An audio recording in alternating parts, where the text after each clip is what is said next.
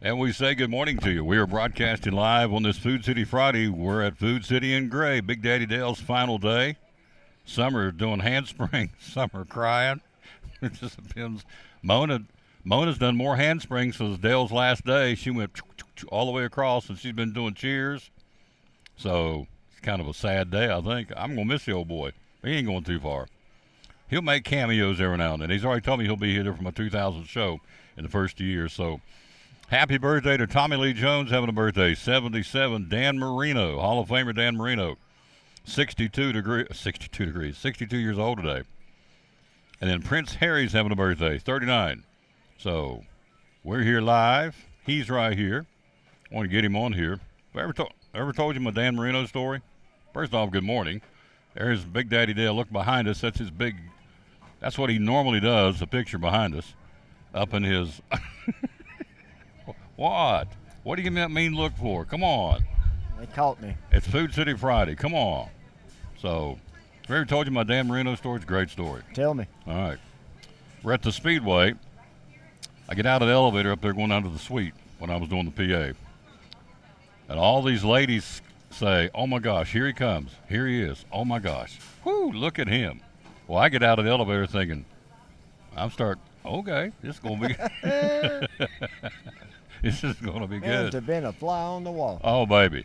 So I get out of the elevator, and I'm focused going on doing the PA, and I'm trying to get to the suite, and all these women are lined the suite with cameras on their phones, taking pictures. I'm thinking, okay, this is pretty cool. This feels good. Well, unbeknownst to me, the two elevators, I get out of the one, the second elevator gets out. He stood there for a few minutes and went, oh, there he is. Well, it's Dan Marino walking about 10 steps behind me. They weren't taking pictures for me. They were looking for the big dog. So when he comes, I thought it was me. It wasn't me, of course. It was Dan Marino because he's a chick magnet. So anyway, he's having a birthday day, 62. So he comes down. That's when he had ownership on a team in NASCAR. So he comes walking down the suite hallway, and these ladies go bananas. And there you go. I thought it was me, but got my bubble burst there. There you go. There's my Dan Marino story. That's good. There you go. Yep. So, let me tell you one more goofy story since race week. Might as well. Walking down the suite, getting ready to go down to the track to do pre-race. I'm in a hurry as always. And somebody hollered at me back this way, and I said, hey, man, how you doing? Turn around. I had a drink in my hand. Had Hit the post. Oh, no, better than that. Run right spike into the Grand Marshal who was going down there on the same elevator. And when I bumped into him, I spilled Coke all the way down his shirt. And we're going down for pre-race. He can't change. He has a white shirt on with Coke Zero all the way down his shirt. It's Frank Beamer, the Virginia Tech head football coach, who is now going down to do pre-race in a white shirt covered in Coke Zero. Of course, I'm apologizing and feel like a complete idiot. And so somewhere in the transition, they went and got him a Bristol Motor Speedway shirt to cover it, and so it was okay. But so we get ready to do the ladies and gentlemen to give the command to start the race, blah, blah, blah, most famous words in NASCAR, whatever I said.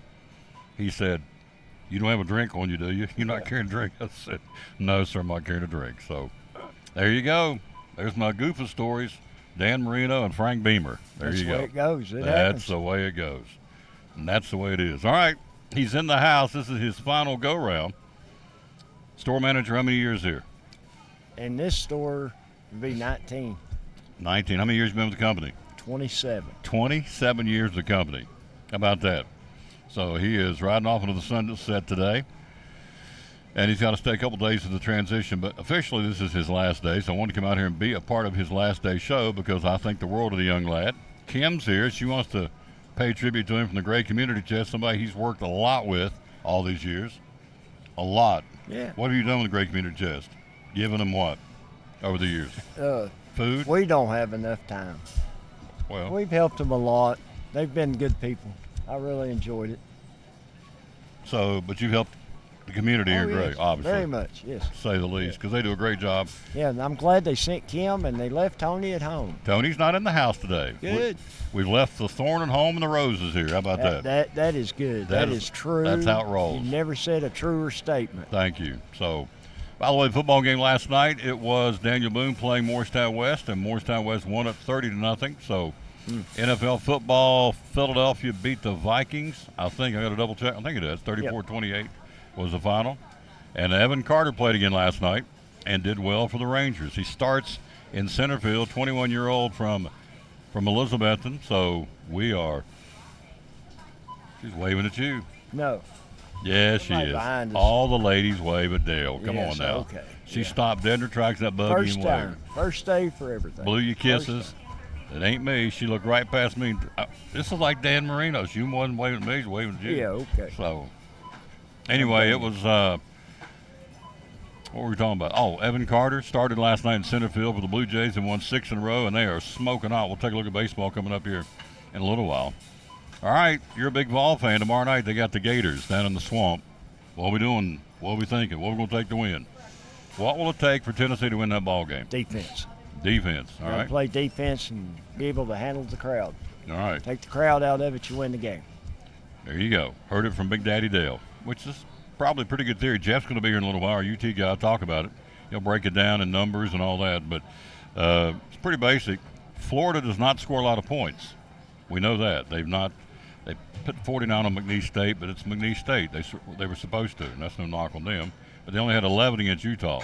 Utah's a good football team. So Tennessee put 30 on Austin Peay, their only game. So, yeah, I'm with you. Defense has got to set the pace for this football game. And they got to set it for the season, really. We did play Virginia. Yeah. Yeah. Oh, I'm sorry. I did play Virginia. My bad. We're 2-0. Yeah. Where have I been? Played Virginia. And held into what, 13? 13. So, anyway, 2-0, 1-1. Tomorrow night in the Swamp. You said the keys is what? Play defense, take the crowd out of the game. Take the crowd out of the game because the Swamp is already ready to roll. That's true. So, Yeah, they're ready. yeah. All right, Big Daddy Dale's in the house. His final day. He's going to come back and talk to us a little bit later on, too. But it is fine. We are here to sell groceries. Hand me the sale paper, if you would, please, sir. You've got one and I got one. I got a his and his. So, Big Daddy, 20, how many years?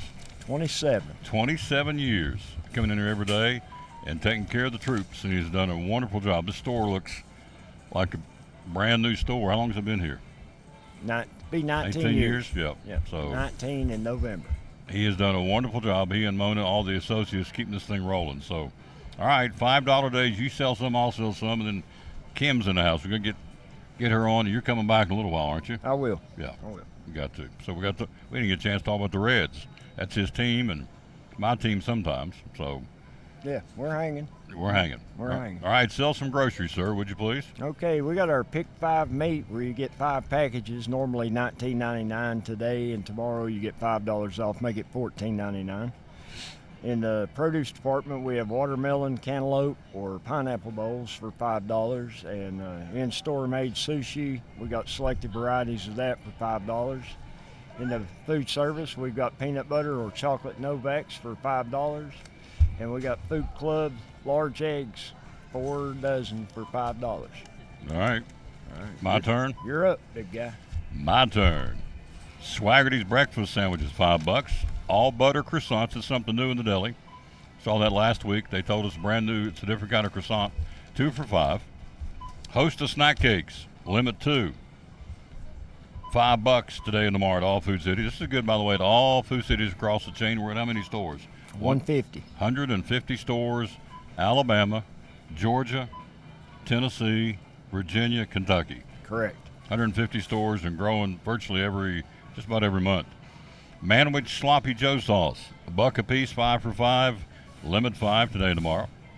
Body Armor, 8-pack 12-ounce bottles for $5, limit 2. It's a $5 weekend sale. Oh man, this will fly out of here. Yoo-hoo chocolate milk. Yep. Oh baby, 12-pack 11-ounce cans, $5 for a 12-pack of Yoo-hoo. That'll smoke it right there. Limit 2. You ever had a Monster Energy drink? You ever taken one? I have. Yeah. They got them on sale. 3 for $5 today and tomorrow. Monster Energy drinks, the 16-ounce can at all food cities. And last but not least, Van Camp's chili with beans, 4 for $5, limit 8. And let me do one more. White Castle sliders, 2 for $5. Those in frozen? Frozen. Frozen, got it. All right. So You coming back in a little while? I will. You are coming back. I will. Because I know. By the way, here's the race going on tonight. There it is. Food City 300 of the Speedway. It's race weekend. Dale Jr. in the race tonight for the Food City 300 Xfinity Series. So with Hellman's Mayonnaise. That's correct. Yeah, and that'll sell a bunch of tickets, to say the least.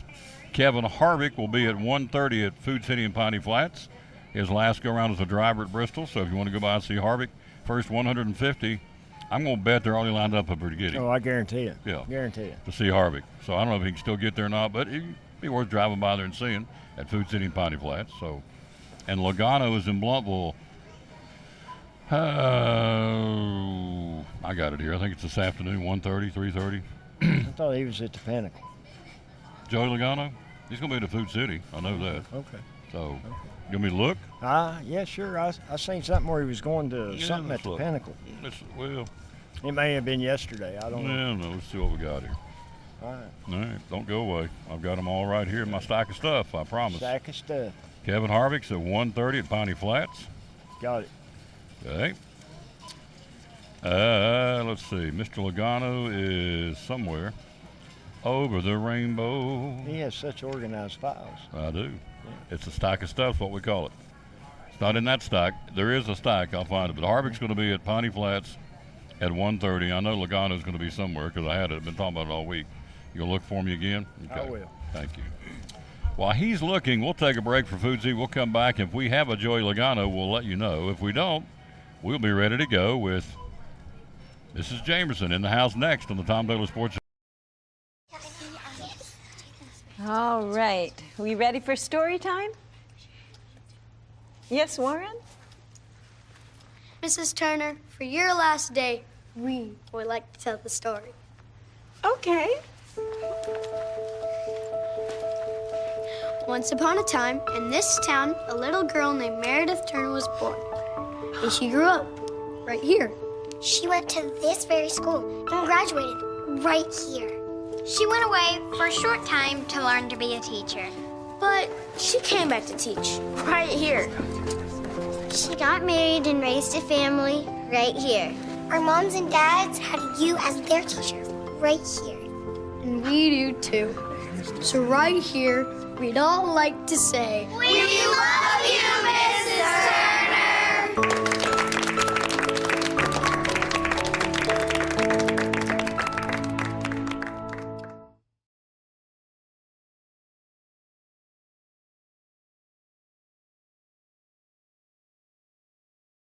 Cyclone Sports and the Tom Taylor Sports Show. What all do you have here at the Jewelers Bench? So we carry an assortment of items. We've got Watchwise, G-Shock, Bearings, Citizens, Pearl-Wise. We do Imperial Pearl. I get some from a company called AGI, really great company. Diamonds, we do all kinds from Shaw Diamonds. We have lab-grown diamonds, Pandora.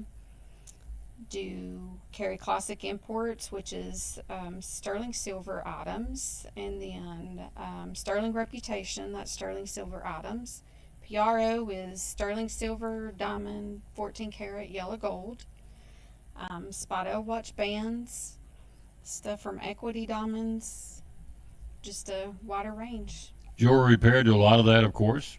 And jewelry cleaning, all that available here again as we are here at the Jewelers Bench. And so social media, how do we find you? So Facebook and Instagram, and then website is jewelersbenchtn.com. One of our great sponsors, Cyclone Sports and the Tom Taylor Sports Show, the great folks at the Jewelers Bench.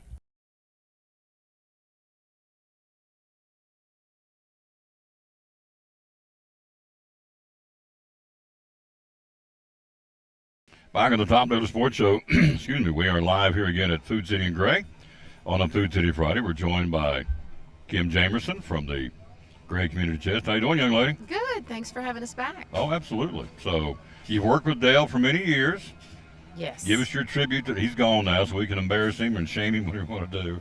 Oh, we love Dale. Dale. Yeah, we do. We could just cry that he's leaving. Food City's been so good to us, and Dale is amazing. Mm-hmm. Yes. Yes, he is. We give him a hard time, but he's got a heart as big as his store, Absolutely. and he helps everybody all the time. including the Gray Community Chest, of which you are a proud part of. So what's the latest, greatest? What's going on? So we have a Tri-Cities Toy and Hobby Show going on at Appalachian Fairgrounds. We're kind of partnering with them, so they're going to help us out with some of the profits that'll go 100% to the kids' Christmas party. So that's happening tomorrow from 9 till 3. It's a $5 entrance charge, and 12 and under is free. So everybody come out and check that out. That's at the fairground. Yes. Been there before. It's a really cool event. A lot of cool stuff. Yeah, absolutely. Sure. So I'm excited to check it out. Yep. If you're a throwback to old toys, collectible toys that aren't around much anymore, that'd be the place to go. And I consider going to all kinds of the old game boards, games, game boards, dolls, toys.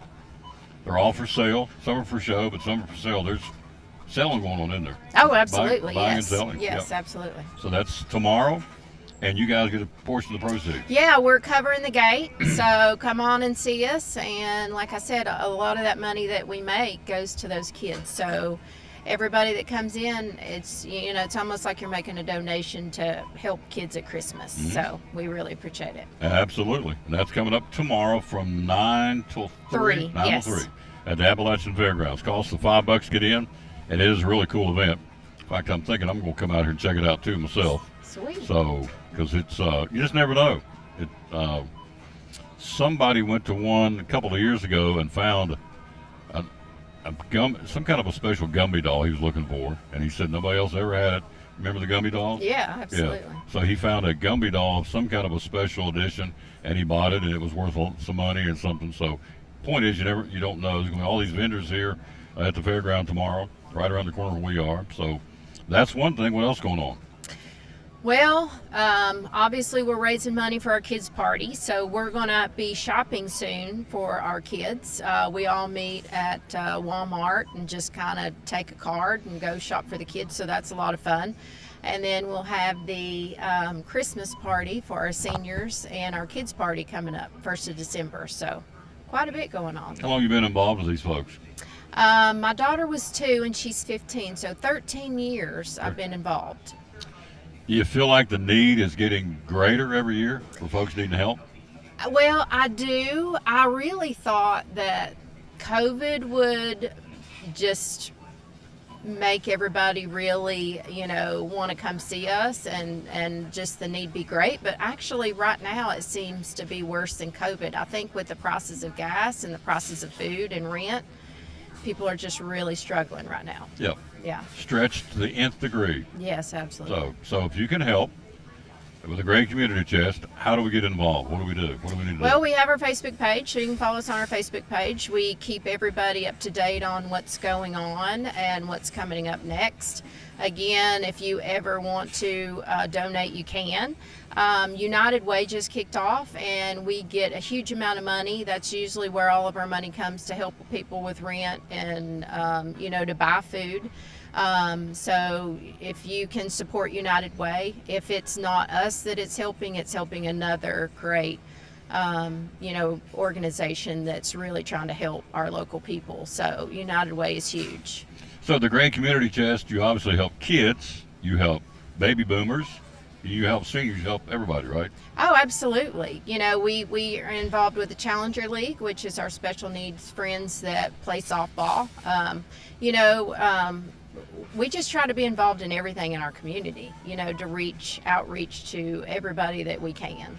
That's a cool concept. A lot of folks may not know this. I wanted to explain the Challenger League. This is a really cool thing that they do here in Gray to help kids less fortunate than a lot of the kids out there. And so tell us about the Challenger League. So they meet on Saturdays. Right now they're playing at the Miracle Field in Kingsport, which is an amazing field. It's super safe. They used to play here at the Rutan, and it's just more likely kids get hurt if they fall out of their wheelchair or fall. So it's a fabulous park there. So they play on Saturdays in the summer. Everybody can play, all different ages. I think they have about 4 teams, so they usually play two games a week. And it is the most amazing fun you've ever seen. You've never seen smiles on faces like you have if you've ever watched them play Challenger League. Yep. And so these are young people that are in wheelchairs, Absolutely. and they are some that have with the braces, they walk with the braces. Oh yeah, there's a huge range. There's some that can bat and hit the ball, and there's some that's in wheelchairs that needs assistance. So there's a lot of volunteers that we depend on to show up and help these kids, play the game. But just the joy that Absolutely. you get from that is absolutely amazing. I would highly suggest, if you've never seen a Challenger League game, that you go watch that. They have their own Facebook page too. Mhm. So you can keep up with when they're playing and stop in and watch them. As you said, the smiles are worth everything to watch these kids having a big time. It's such a blessing to watch them, yeah. And you guys help with that. We do, they'll have a Christmas party at the end of the season, so we provide food and we serve them. We'll go to the games and provide food or drinks, or, we just try to be involved. I mean, it is such a blessing to be around them. I mean, it is infectious to go and watch a game. You just want to be there every time. So they're always looking for volunteers to help the kids play ball. And again, if you just want to be blessed, go watch a game. There you go. Great community chest. Again, we can find you on Facebook. Is that right? Absolutely. Check us out, but we constantly keeping it updated on what's going on. See you next month. You want to do it again next month? Absolutely. Call me. Good job. Thank you, ma'am. Oh, wait a minute. I didn't do that. So one more time. There you go. The sparkle thing. Blow it up. Blow it up. There Yeah. you go. Quick break. We'll be right back. We're taking a look at high school football and Major League Baseball next on the Tom Taylor Sports Show, show number 1929. They said it wouldn't work. 1,929th show. We're on our way to 2,000. We'll do that the first part of the year. We've got sports, again, high school football and Major League Baseball next. Tell us what's going on, sir. We've got some huge savings on Tempur-Pedic. You can save up to $500 off of an individual mattress. If you were to do, a full set with adjustable bases, split kings, you could save all the way up to $1,000. Adjustable base, what's that mean? It's the best way to sleep, to improve your overall health. It will raise your head, raise your feet. It also puts you in a recline position to just help you get more comfortable so you don't toss and turn through the night, which is, the main goal to get you better sleep. It'll help your breathing, stop your snoring, help better overall blood circulation. Through September the 19th, Tempur-Pedic made in Southwest Virginia. What size beds do you have? We've got everything from twin to Cali King,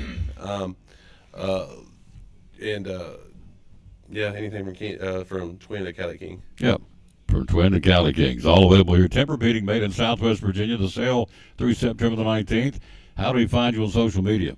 You can go to our Facebook page, Cannon's Furniture there, and we also have Cannon's homefurniture.com that you can go, which is our own website. Here you go. Sale going on, folks. Tempur-Pedic bedding sale made in Southwest Virginia, sold here at Cannon's Furniture, downtown Elizabethton. Proud sponsor of the Tom Taylor Sports Show and Cyclone Sports. Be loyal, buy local, buy it at Betsy, and buy it at Cannon's Furniture in downtown Elizabethton. Witten Huddle, we want to create a positive atmosphere where all athletes can further develop their skills, whether it's strength training, speed training, football skills. We train all athletes of all different kinds, from ages 5 to through college athletes. We actually trained our first athlete for the NFL Combine, Cameron Coleman, this past year. We got basketball athletes, soccer athletes, baseball athletes. So just contact us, and we'll try to get your athlete to a higher level. Social media, how do we find you? Yeah, it's Witten Huddle on Facebook, social media. It's WITTENHUDDLE. What about a phone number? Yeah, 423-707-5419. Just contact me, and we'll set up a private session. And then after those private sessions, you continue private session, or you can join the group sessions. Well, we're great sponsors of Cyclone Sports and the Tom Taylor Sports Show. Coach Ryan Witten at Witten Huddle.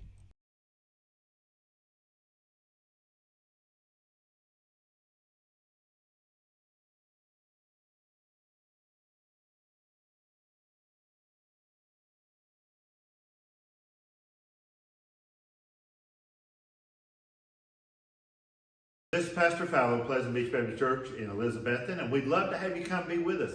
You and your family be with us on Sunday. I'm standing here in the lobby at our visitors table, our welcome table, and there's packets made up with tells you a little more about the church and and get acquainted card, and then also a mug and some things in there for you to take with you to remind you to pray for us. And we've got a place for you and your family. We want you to come. Our goal is for you to know the Lord Jesus Christ as your Savior. But beyond that, to find your purpose and contentment in life of knowing Him, walking with Him, and serving Him each day. And so we want you and your family to come be with us Sunday morning, Sunday night, or Wednesday night. We're looking forward to seeing you soon. You can find a little more information about us online at PleasantBeachBaptist.com.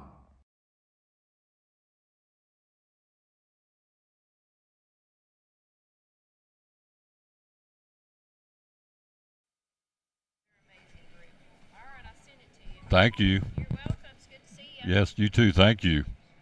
Hello, David Burns in Cedar Hill, Texas. We are live. We're on the road here again. We are at Food City in Gray on a Food City Friday. Again, happy birthday to Tommy Lee Jones. Man, he's one of the good ones. What a heck of an actor. Coal Miner's Daughter, Lonesome Dove, The Fugitive. I'm going to leave one of them out, an obvious movie of his, but he's having a birthday today. He's 77. I think he's one of the all-time greats. Movie director Oliver Stone having a birthday today, 77. Football Hall of Famer Dan Marino, 62. And Britain's Prince Harry having a birthday, 39. We're live at Food City. $5 Friday at all Food Cities. In-store made sushi, $5 today and tomorrow. Watermelon bowls, cantaloupe bowls, and pineapple bowls for $5 each today and tomorrow. The Pepsi products, 12-pack, 12-ounce cans for $5. That's a screaming deal, and I've been watching the buggies. Food City sells a lot of Mountain Dew, I can just tell you. A lot of Dew, regular and Diet Dew. In fact, it is far and away. I asked one of the Pepsi guys, delivery guy, I said, what's the biggest thing you guys sell? He said, it's like Diet Dew and Mountain Dew and everything else. So they sell a ton. Hello, young lady. They sell a ton of Dew, and they've got it on sale. 12-pack, 12-ounce cans, all Pepsi products. $5 with your Food City value card today and tomorrow. Food Club large eggs, a dozen large eggs, 4 for $5. Limit 4 at all Food Cities, and one more. Food Club vegetable oil, limit 4, 48-ounce bottle, 2 for $5 at all Food Cities. Hello, Rachel Williams. How you doing, lady? We are live again here at Food City in Gray on a Food City Friday. We hop around to different food cities every week, and obviously today we're here. So, by the way, the football game yesterday, Daniel Boone, Moorestown West. I told you when we played them down there, they're a good football team. They being Daniel Boone. They being Moorestown West. They beat Daniel Boone 30-0 yesterday. Whitewashed them. So, and I'm telling you, they're a good football team. They've beaten Tennessee High. So that was a regional game. So Moorestown West off and running. And so they'll play Greenville on Tuesday. Be a good test. So in a makeup game. We're not having a makeup game. But we are having a community-wide pep rally tonight at 7 o'clock in Elizabethton. The band's going to be there putting on the show. Cheerleaders, juniors, varsity cheerleaders, the 8th grade T.A. Duggar band. Place will be packed, I'm telling you. That band will bring them out. And some of the fall athletes, fall sport athletes, going to be recognized, we're told. So it's going to be a great night. It is free at Citizens Bank Stadium in Elizabethton. So if we can't have a football game, the next best thing is have a pep rally. We're going to stream it tonight, by the way, starting at 7 o'clock. So if you get a chance, come out. It's free, and it'll be a great night. And these young people, a.k.a. the band and the cheerleaders and the T.A. Duggar 8th graders from the T.A. Duggar Middle School Band, they deserve it.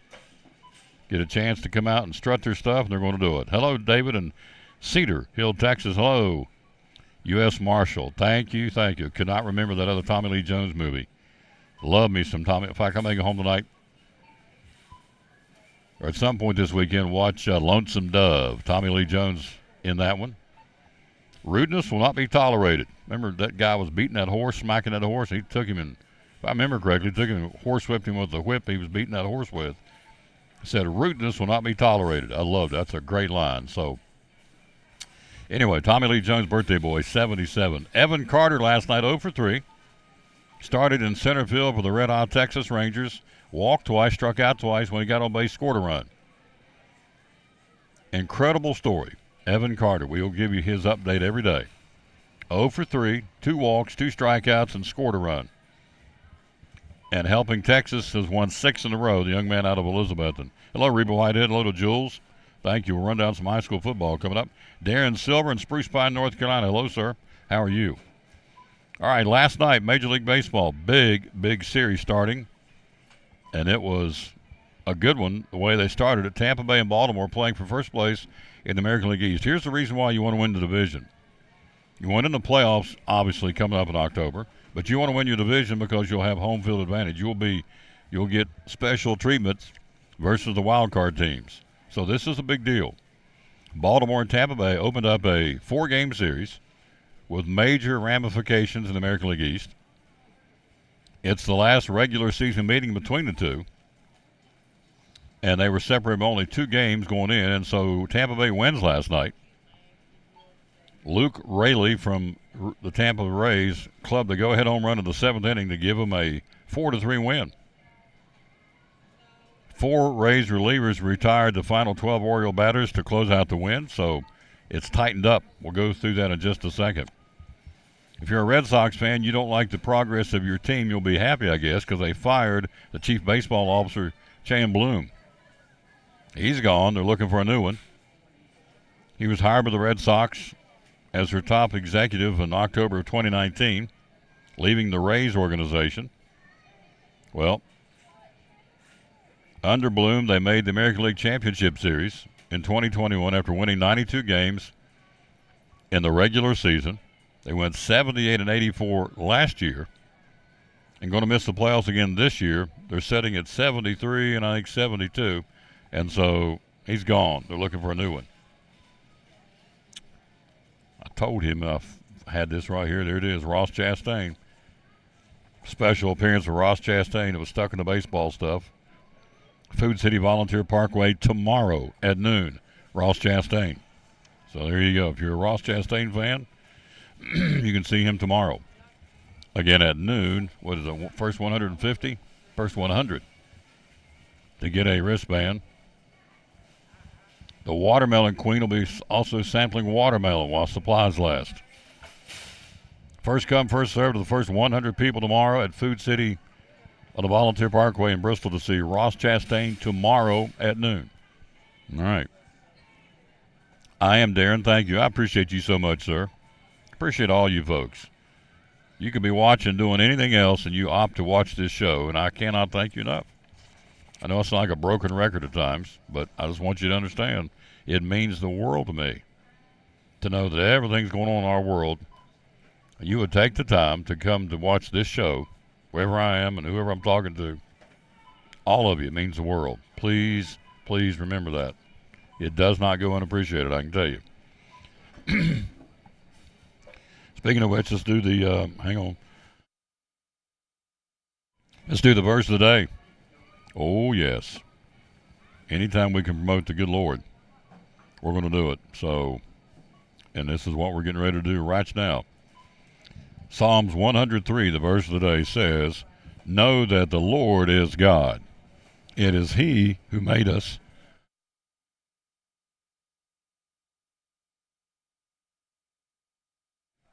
It's almost Fisherman Friends time.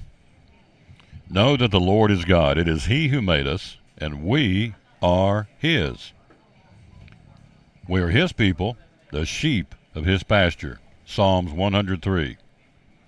Know that the Lord is God. It is He who made us, and we are His. We're His people and the sheep of His pasture. Psalms 103, the verse of the day here on the Tom Taylor Sports Show. Today, Major League Baseball celebrates the 22nd annual Roberto Clemente Day, honoring the legacy of one of baseball's greatest players and humanitarians.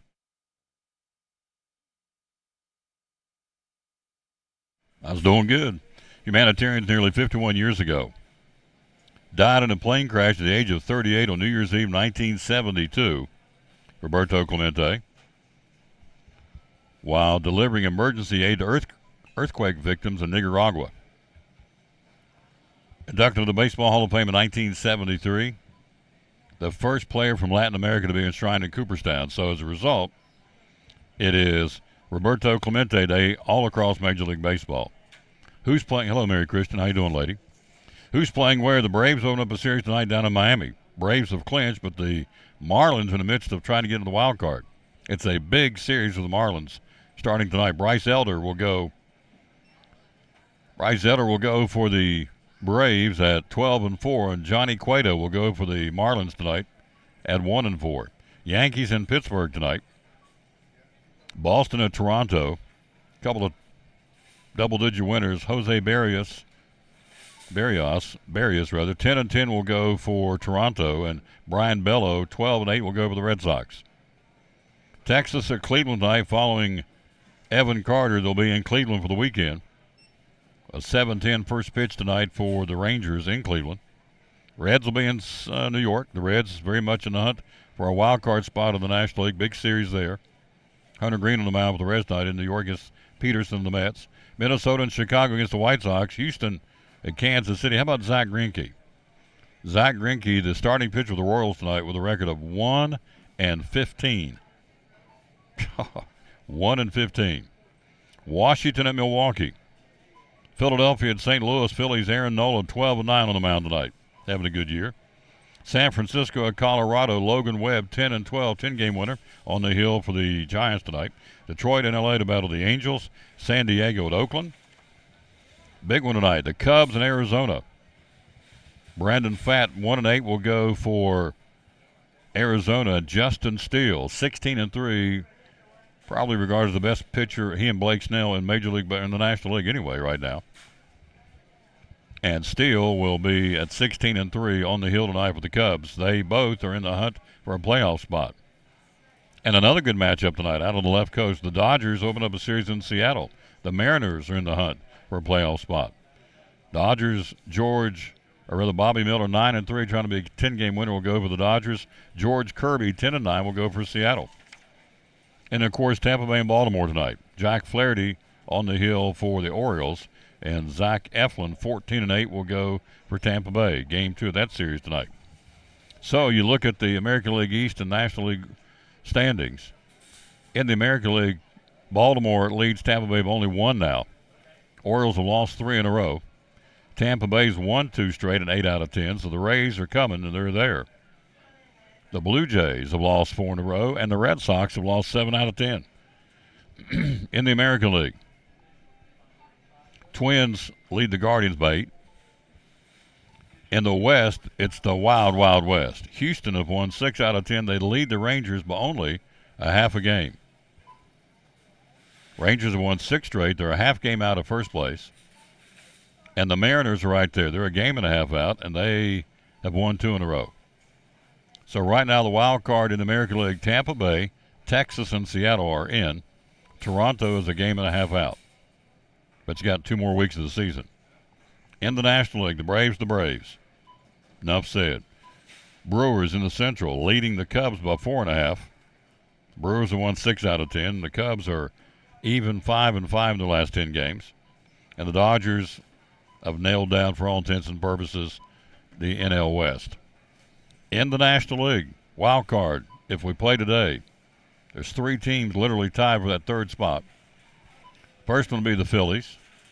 The second one will be the Cubs.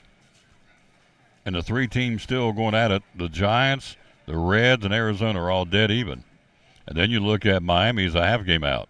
So that's who's ready to go in Major League Baseball if you get the opportunity. Phillies, Cubs, and the 3 teams, Giants, Reds, and Arizona, are virtually tied for that 3rd wild card spot, and Miami's only a half game out. That's why I told you earlier the Marlins game with the Braves. Braves are the Braves. They want to keep playing well.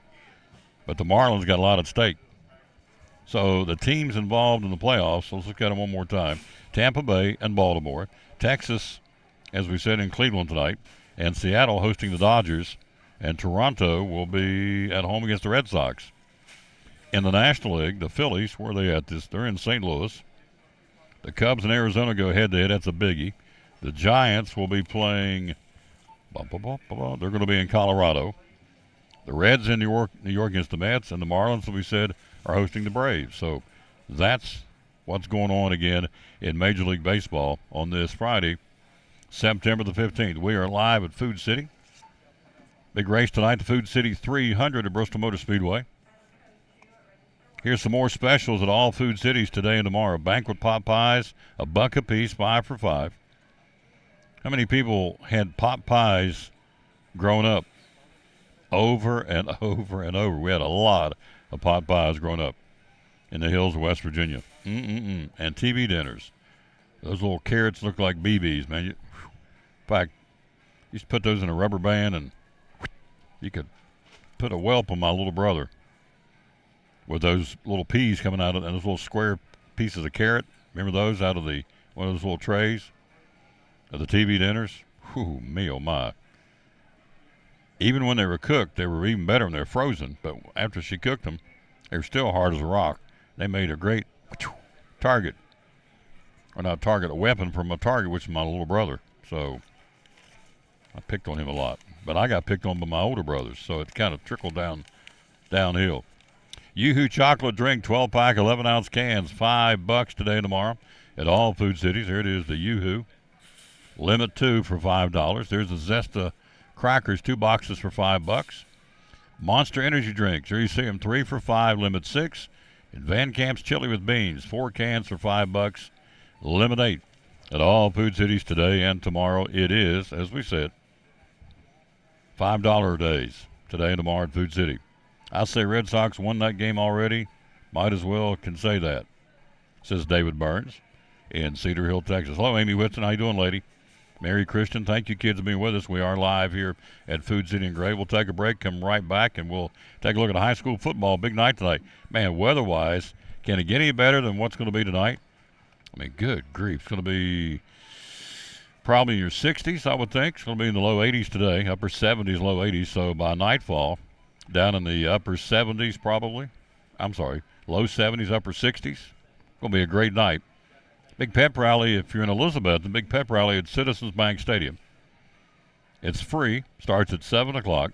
The Betsy Band, the defending state champs, will be trooping, which means they're going to come down and do the fight song and play their program. Their competition starts at the end of the month at Knox Carnes High School in the Carnes Invitational.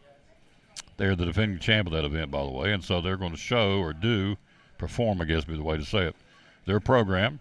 Cheerleaders will be there. Some fall sports athletes will be there. Junior varsity cheerleaders will be there, and you'll also see the T.A. Duggar 8th graders and the band will be there. So, pretty cool stuff. What did Mr. Valentine say? 200 kids in the T.A. Duggar band? 200 kids in the middle school band.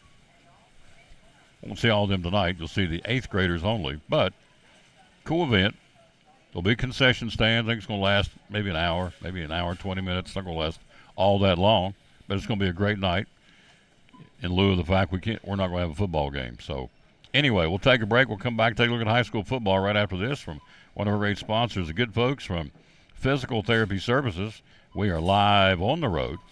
We're here again at Food City and Gray on the Tom Taylor Sports Show. Talking to Dr. Aaron Kaiser from Physical Therapy Services.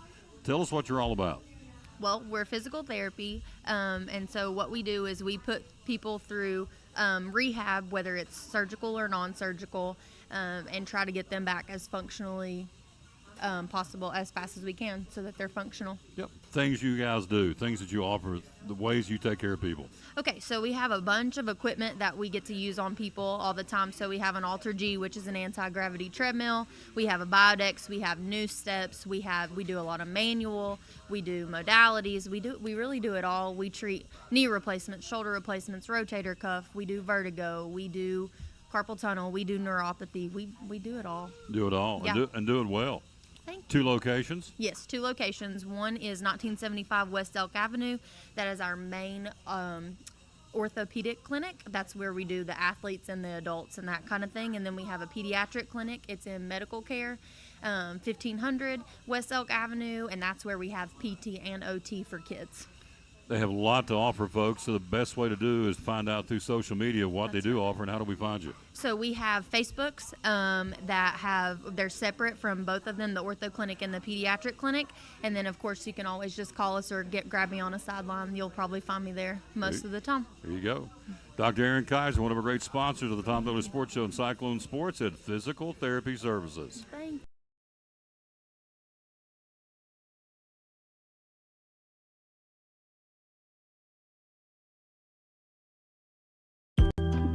At Northeast Community Credit Union, we know the importance of taking care of your family and building our community. Are you remodeling your home, trading cars for your next road trip, or maybe you're considering an in-ground pool or a boat for the lake? Our loans are easy, fast, and convenient with the lowest payments around. Act now before rates go up. Apply online at bmycu.org, call us, or come see us in Elizabethton, Johnson City, or Rome Mountain. We have the loan you need.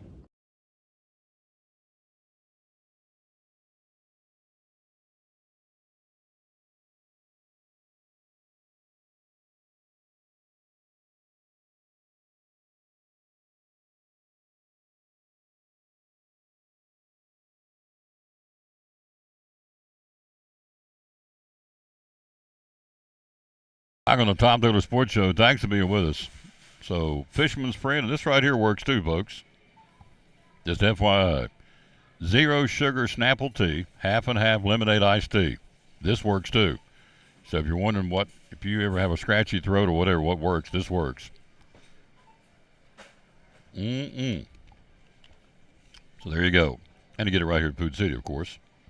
Zero sugar Snapple tea, half and half lemonade iced tea. It works. We like it.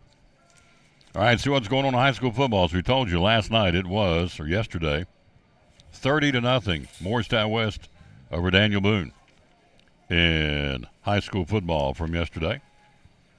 Let's take a look at volleyball. Volleyball from yesterday, the one we brought you, was a sweep. Lady Cyclones sweep Sullivan East, the front runner in the conference, 3-0. Bailey Van Huss, Abby Gwynn, and Chrislyn Elliott were the players of the game. Port Travis Deli players of the game in that one. Johnson County beat Chucky Doak in volleyball 3-0. Volunteers shuts out Granger 3-0. Scienceville beat Boone 3-1. Westridge blanks Crockett 3-0. And Tennessee High in volleyball beat Dobbinsville at 3-1. Today, Dobbinsville at Scienceville, Greenville in the Border Battle Tournament in Franklin, Tennessee. You have girls soccer from yesterday. It was let's see. Johnson County beat Chucky Doak 3-0. Volunteer over Granger 3-0. Scienceville beat Daniel Boone 3-1. Westridge beat Crockett 3-0. Tennessee High beat Dobbinsville at 3-1, and Elizabethton blanks East, although I thought it was Westridge, but it was East apparently 3-0. So that is your soccer scores from yesterday, last night. And then you get into the high school football games for tonight. Again, last night it was Morristown West over Daniel Boone 30-0. And so let's see what we got. I had the schedule. Dale came in here during the break when I wasn't paying any attention and moved everything around. So stuck this down there where I needed it up here, and he did it on purpose, a rascal. Here we go. High school football tonight. Who we got? Who's playing where in high school football? You have, hello, Teresa Tig. Hello to David Burns. So there you go. Let's put that right there where I can see it. All right, high school football. Who's playing where tonight? In 6A football tonight, you have Jefferson County at Morristown East, William Blount at Westridge in the region. In 5A, Cock County and Crockett in Jonesboro. Tennessee High will travel to Sevier County.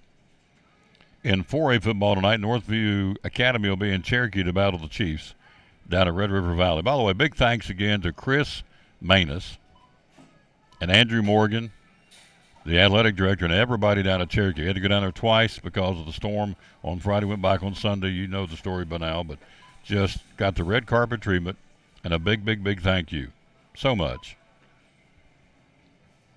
from the folks at Red River Valley, which is known as Cherokee High School. They've got Northview Academy tonight, and Granger plays at Sullivan East.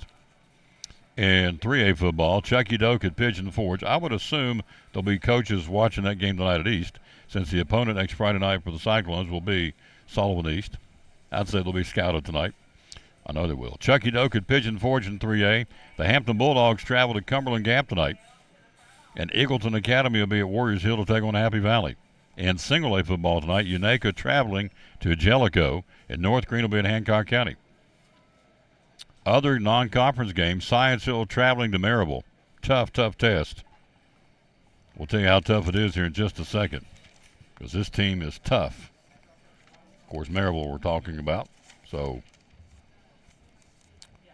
Dobbins Minute playing host to Asheville, North Carolina tonight. West Green will be at Unicoi County.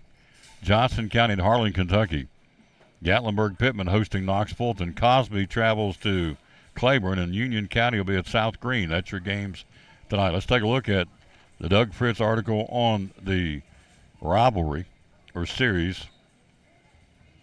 When you have beaten a team 13 times they've played, you've beaten them 11 out of the 13.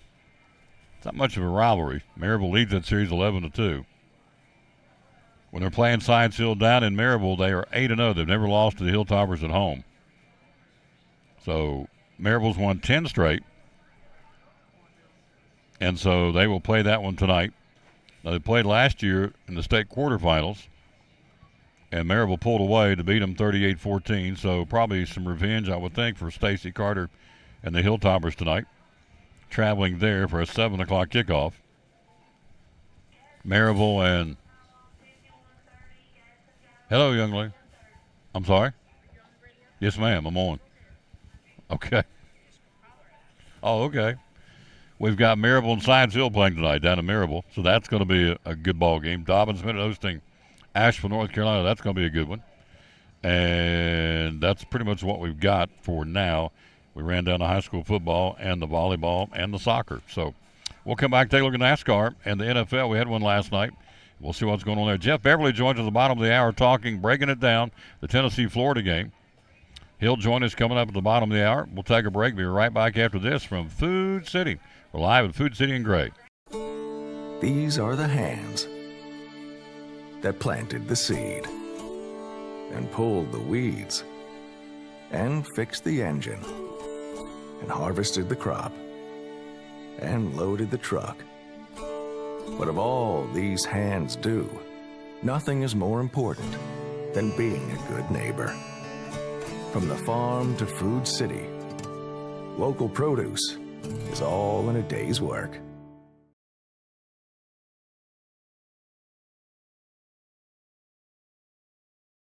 We're all picky about our produce, and whether you're a thumper, a sniffer, a squeezer, or just plain particular, we promise no one is more picky about produce than Food City.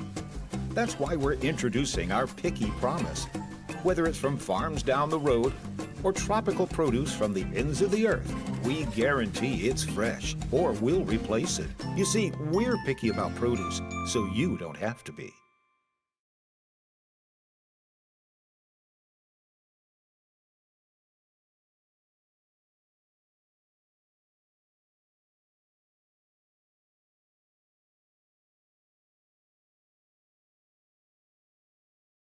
We're back at Food City in Gray. The lady that was, hello, sir. Thank you again. I appreciate you. You're very kind. He said, dude, you're everywhere. I said, yeah, well, I am. That's okay. I like going out and seeing people. The lady was standing here and said, I want to speak to you. I thought, oh, I've done something wrong. It was Dale's mom. Now, they're having a surprise thing for Dale out here, and so he's getting ready to start in a few minutes. So he doesn't know it, but his mother showed up. She's not in the best of health. But his mama showed up. She said, I want to speak to you. And I thought, uh-oh, the lady stood here. And I thought, so I took a break thinking, what I do wrong? It's his mama. I've never met her before. Sweet lady. And I said, we just love your son. She said, why? He's a mess. I said, there you go. chip off the old block. So, all right, let's take a look at NASCAR last night. Corey Heim got himself a big W last night in the Truck Series, winning the UNOH 200 presented by Ohio Logistics. So his third truck victory of the season, his first at Bristol, his fifth of his career. Puts him into the Championship 4 race scheduled for November at Phoenix. He's one of the final 4 racing coming up in Phoenix. So congratulations to Corey Heim. That's the first race of the weekend. The gates open at 2 o'clock today at the Speedway. They've got practices for the Cup and Xfinity. Qualifying for the Bass Pro Shop tomorrow night will be right around 5:20 today at the track. The Xfinity qualifying will be at 3:10, so they'll do it first. Then they'll have the Cup Series qualifying at 5:20 tonight. Then the Food City 300 at 7 o'clock, 7:30. Dale Earnhardt Jr. in the field. The Hellman's Mayonnaise, so he'll be ready to roll tonight. 7:30, NASCAR Xfinity Series, the Food City 300. Dale Earnhardt Jr. in the crowd, not in the crowd, but in the field, driving the Hellman's Mayonnaise machine. Tomorrow, gates open tomorrow at 2 o'clock. Gates open today at 2 o'clock, as a matter of fact. Driver intros tomorrow night. The Midland pre-race concert at 5:30 tomorrow night. Driver intros at 7 on the Drop the Green Flag tomorrow night with the Bass Pro Shop night race at Bristol Motor Speedway. So that's coming up tomorrow night. But again, you have Junior in the field tonight for the 88 Hellman Chevrolet in the Food City 300. So that will bring him in. That'll be a good crowd draw. He may go 1 lap, 10 laps. He may not make it around. It won't matter. It's selling tickets, and that's what they want. So, and it has. It has sold tickets, and it should. Junior, the legendary Dale Jr. So nothing like Papa, but he was a pretty good driver in his own right back in the day. So that's a look at high school football. That's a look at, I know that lady used to work at Starbucks, didn't you? That's what I thought. That she has a twin sister. So anyway, we are here live at Food City in Gray. We thank you for being with us wherever you may be on this Food City Friday. Absolute gorgeous day in the neighborhood. Wow, what a beautiful weekend. Got some rain coming in here on Sunday, but tomorrow for your activities tomorrow and tonight, let's give you the quick weather forecast, and we'll take a break, come back, take a look at college football. There was a game last night in top 25. It is, the old telephone says it is currently 71 degrees, which is gorgeous outside. Actually, it's jumped up to 74. Sunny today, 81. Sunny tomorrow, 30% chance of rain. 80. Sunday, 70% chance of rain and a high of 74. Looking ahead to next week, it's going to be in the mid to upper 70s and overnight lows in the 50s. So we're getting a turn in the weather. And of course, the first day of fall is next Thursday, the 21st. So I guess it's time. So, yep. Yes, Danny Wilson, we've mentioned it numerous times. We're going to stream it tonight at 7 o'clock. Meet the Betsy Band. It's a community-wide pep rally tonight. And so we'll go on there right before 7 to stream that for everybody tonight. The Betsy Band putting on the defending state champ, Betsy Band, putting on their program, the new program for this year. Cheerleaders will be there. JV cheerleaders will be there for Elizabethton. The T.A. Duggar 8th grade band members will be there. So it's a big night, fun night, free night. There'll be concessions, but again, everybody gets in free. Starts at 7. And as I just read the forecast, it's going to be a very, very nice evening, weather-wise. So what is it going to be tonight? I didn't give you tonight's. So what we got tonight, it will be tonight. Clear, patchy fog late, lows in the 50s, upper 50s. So this event starts today. It'll be in the low 70s, upper 60s. Virtually a perfect night. Get out and watch it. And for anything else, your favorite high school football team, anywhere else I should say, you're going to be going tonight. Be a perfect, really, a football night across the regions. So to see and watch your favorite team, your favorite cheerleaders, your favorite band members, for whatever reason you're going to watch the game, be a perfect night to go watch it weather-wise. So enjoy it because you never know what's around the corner. It won't be that long in October, November where you'll have a chance of rain and freezing rain and all that garbage. So tonight's a virtually perfect night to go watch your favorite football team, football game in Northeast Tennessee and Southwest Virginia. All right, quick break. We'll be right back. Coming up bottom of the hour, Jeff Beverly joins us. He's going to break it down for you. Tennessee, Florida. Can the Vols snap that 9-game losing streak in the Swamp? Goes back a long time, and he'll break it down for us and see just exactly what he thinks is going to be happening. We'll do that coming up in just a little while. We'll take a look at college football next. After this, some Double C Western Supply. We're live at Food City in Gray on the Food City Friday. Western Supply and jewelry anytime, year-round is a good time. Let's take a look at some of this from Montana Silversmith. Tell us about this one, would you please? Sure. That one's got a little bit of turquoise in it. It's a matching set. Of course, earrings and necklace. And that one, it got the price tag on 40. it is $40. Mm-hmm. But look at the price tag on the back from Montana. 90. So wow. We got those at a special deal, so we wanted to pass the deal along to our customer as well. So that's one thing that we try to do if we can. So a great deal on those. Wow. Less than half price. These are 65, but Double C's price is 25. Tell me about these. Yep, same kind of thing. We got those on special pricing, so we passed it along. But those have a little bit of turquoise in it as well. Just really neat. Got the fish. That's called a fish hook dangle. Pretty. Would go with a lot of things. Mm-hmm. Yeah. And the good thing about Montana is they stand behind their product. So if something was to break, you can bring it back into us if you've purchased it here, and we will. We can send it back. They'll replace it, repair it, or replace it. Also, their product is all silver overlaid, so they're not going to tarnish. It's not going to be something that. It's just like any quality jewelry that you would purchase anywhere. So very good product. This one's regular 50. Double C's price is 40. Tell me about this one. Another turquoise jewelry. Turquoise is still big. I don't see turquoise ever going away. It's just a classic. But there again, it's the turquoise and the silver, so they won't tarnish. All right. Got a couple of more here. Gift-giving ideas. Yep. These retail for 50, but Double C's price is 25. Wow. Half price. Yep. So a lot of items. This is just a handful of the items that we have that are on that discounted price. A lot of our items from Montana in the case is discounted that way. So a lot of good bargains, good pieces, good classic pieces too that you could continue to wear. This one is 55, but Double C's price is 15. Oh, wow. my. Wow, giving it away, basically. Practically, aren't you? Practically. That'd be a great Mother's Day gift. Absolutely. We do have gift, yep. some, speaking of Mother's Day, Montana, we've got a necklace that says Mother.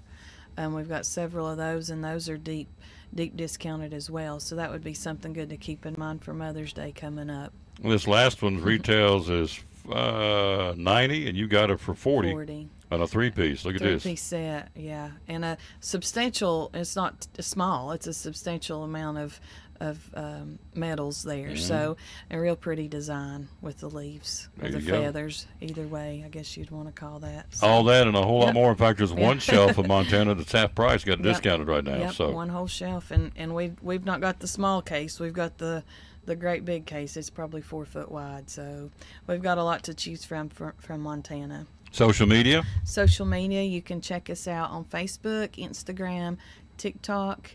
We also have a group page on Facebook as well.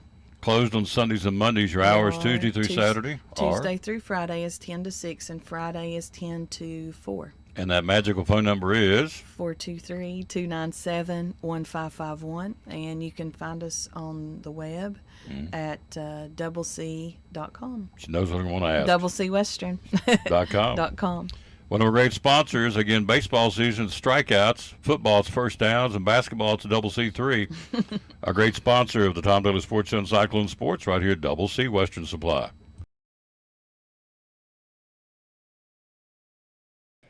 Live on the Tom Daly Sports Show, we are live at Food City in Gray. At all the food cities have this sale going on at all 150 stores, wherever you may be. You can get Yoo-Hoo chocolate, 12-pack, 11-ounce cans for $5 today and tomorrow. Limit 2. You get White Castle sliders 2 for $5 out of the frozen section, of course, of your local Food City. 2 for $5, limit 4.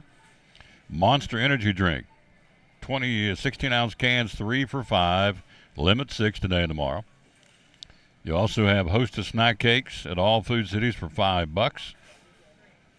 Manwich Sloppy Joe. Man, I'd love to have a Sloppy Joe. A Sloppy Joe with slaw on a hamburger bun would be good. 5 for $5 cans of Manwich Sloppy Joe or the hot dog or hamburger buns. $1 a piece, 5 for $5, limit 5.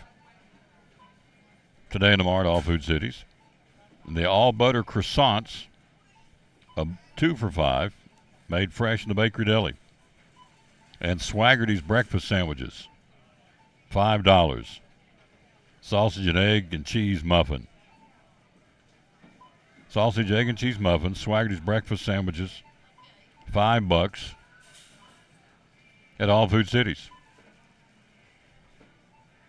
And Body Armor, 8-pack, 12-ounce bottles for $5. Limit 2 at all Food Cities. And I want to tell you, your chance to win a free Dream Pack from Phil's Dream Pit, up and running now. Let's go to the website, or to the Facebook page, rather, and there it be. Register to win. We'll give it away on October the 2nd. The instructions, it's very simple how to do it. And so it's a Phil's Dream Pack, your choice of 1.5 pounds of pork or chicken. Your choice of 3 sides, buns, and sauce. Free. We'll give it away on Monday, October the 2nd here on the show. All you guys do is go there and follow the instructions. I'll tell you what the instructions are. So it's real easy. Thanks, Carrie, by the way, for putting it up for us. She's our new marketing girl and doing a phenomenal job. Wow. I mean, I'm talking knocking out of the ballpark every time. So when a Phil's Dream Pack for 6 includes 1.5 pounds of pulled pork or chicken, your choice. 3 sides, your choice. The sauces and the buns.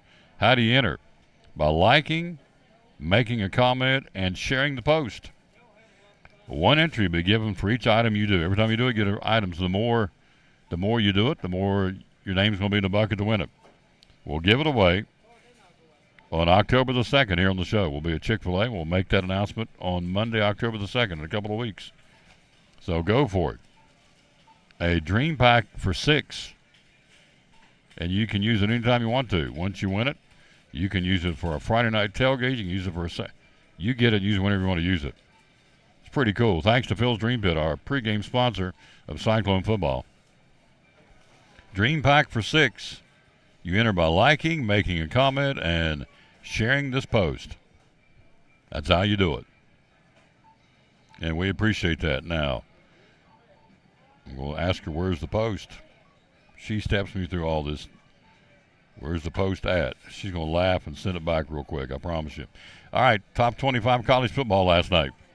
It was the Miami Hurricanes going to 2-0 in the season. They thrashed, and I thought they would, Bethune-Cookman 48-7 in the top 25 game from last night. Who plays where tomorrow? Penn State, the Nittany Lions, and Illinois, the Battle of the Fighting Illini at 12 o'clock. These are the early games. Pinned at the top of your Facebook page. Told you. I guarantee she's laughing. She knows I don't know anything about this. So I brought her on board, and she is doing a phenomenal job. So pinned at the top of my Facebook page. Get there and get qualified. And if you don't want to win it, or if you win it and you don't want it, give it to me, but you'll want it. Phil's Dream Pit free food, a Dream Pack of 6 to feed 6. Yes, you'll want that. But if you don't, and we pull your name on Monday, October the 2nd, send it to me or send it to Carrie. She'll take it. 48-7 Miami last night. All over Bethune-Cookman. The Hurricanes are 2-0 and 22nd in the country now. Tomorrow, as we said, Penn State at Illinois. The other early games at 12 o'clock. 14th ranked LSU will be at Mississippi State in the SEC. 15th ranked Kansas State at Missouri. And 3rd ranked Florida State. I think they're for real. The Seminoles at Boston College in the ACC opener at 12 o'clock tomorrow. Mid-afternoon games. 12th ranked Utah, the Utes against Weber State. 9th ranked Notre Dame hosting Central Michigan. 19th ranked Oklahoma traveling to Tulsa tomorrow. 25th ranked Iowa, the Hawkeyes hosting Western Michigan. And 16th ranked Oregon State home to San Diego State. At 3:30 tomorrow, top ranked Georgia taking on South Carolina. Somebody actually told me last night at the volleyball game that Georgia's going to have trouble with South Carolina. Okay. I'm not a gambler, but I thought, would you like to put a friendly wager on that? But I don't gamble, so I said no. Okay, whatever. He's all no. South Carolina, Georgia will struggle against South Carolina. Of course, struggle is subjective. Now, what does struggle mean? I guess I should ask him that. Are they win by 4 touchdowns or 5 touchdowns or 2 touchdowns? And I guess that's a, I guess I should ask him what struggle. What do you mean by struggle? They're the number 1 ranked team in the country, 2-time defending national champion. Anyway, he said they would actually get beat by them. So that Georgia would get upset by South Carolina.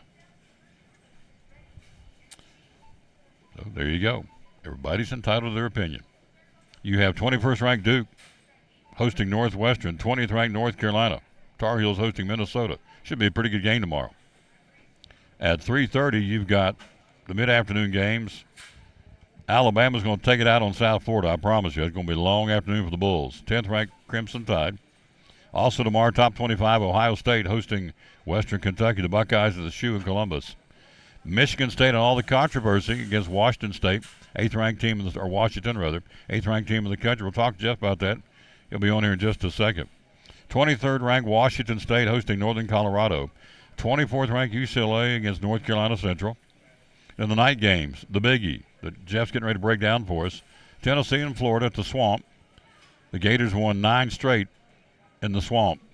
Will that be broken tomorrow? Jeff's going to let you know about it. He will give you an in-depth analysis of the game. 17th ranked Ole Miss against Georgia Tech. Number 2 Michigan hosting Bowling Green. 13th ranked Oregon home to Hawaii. 4th ranked Texas will play Wyoming tomorrow night. And Colorado and Colorado State. Now, Deion's all jacked up again. And because the Colorado coach made fun of him because he wears glasses and a ball cap during the press conference. Said you're supposed to take your hat off, your glasses off. All he did was poke the bear, and I think he did it on purpose. I think. So, does it really matter what you wear? As long as you have clothes on, does it really matter what you wear at a press conference? I'm thinking this guy just did this I don't know why he poked the bear, because now for the second week now, Deion says it's personal. So there you go. They'll play each other tomorrow night, bragging rights of Colorado. We'll take a break. We'll get him in here ready to go. Our buddy Jeff Beverly to break down for you and for me and for all of us the Tennessee-Florida game, as only he can do. He's our resident UT guy, and I'm glad he's with us. And he'll join us right after this break from one of our great sponsors, Making It Go. The good folks, let's see, I didn't go up and get this one. I haven't played this one yet. Good folks from Cannon Dental on the Tom Taylor Sports Show. So I'm Dr. Beth Cannon of Cannon Family Dental. We do a little bit of everything, cosmetic dentistry, general dentistry. We see all ages of patients. I like that patients are comfortable with bringing their family here. With smaller children, they're some of my favorite patients to see. We always try to make that first visit super happy, where they get to come in, sit in the chair, see how they get pictures of their teeth and get their teeth brushed with a little silly brush. There's multiple families that have been with me since the beginning, and their kids were, my kids' age, like 7, 8 years old, and now they're grown up driving. They drive to their own appointments and make their own appointments, which is wonderful, and getting to see the kids and grow up with them.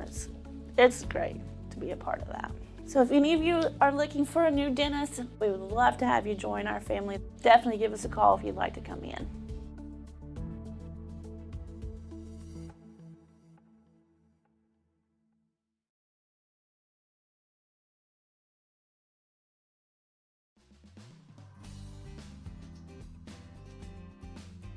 It's important to hire a professional because you want a quality, trained, and licensed person working in your home. All of my staff are factory trained and have years of experience. With today's technology in heating and air conditioning systems, you want a trained professional working on your system. Our motivation to provide our customers with the best service is years of experience. We've been in business for 35 years, and we plan on being in business for another 35 years, so we want to make our customers happy.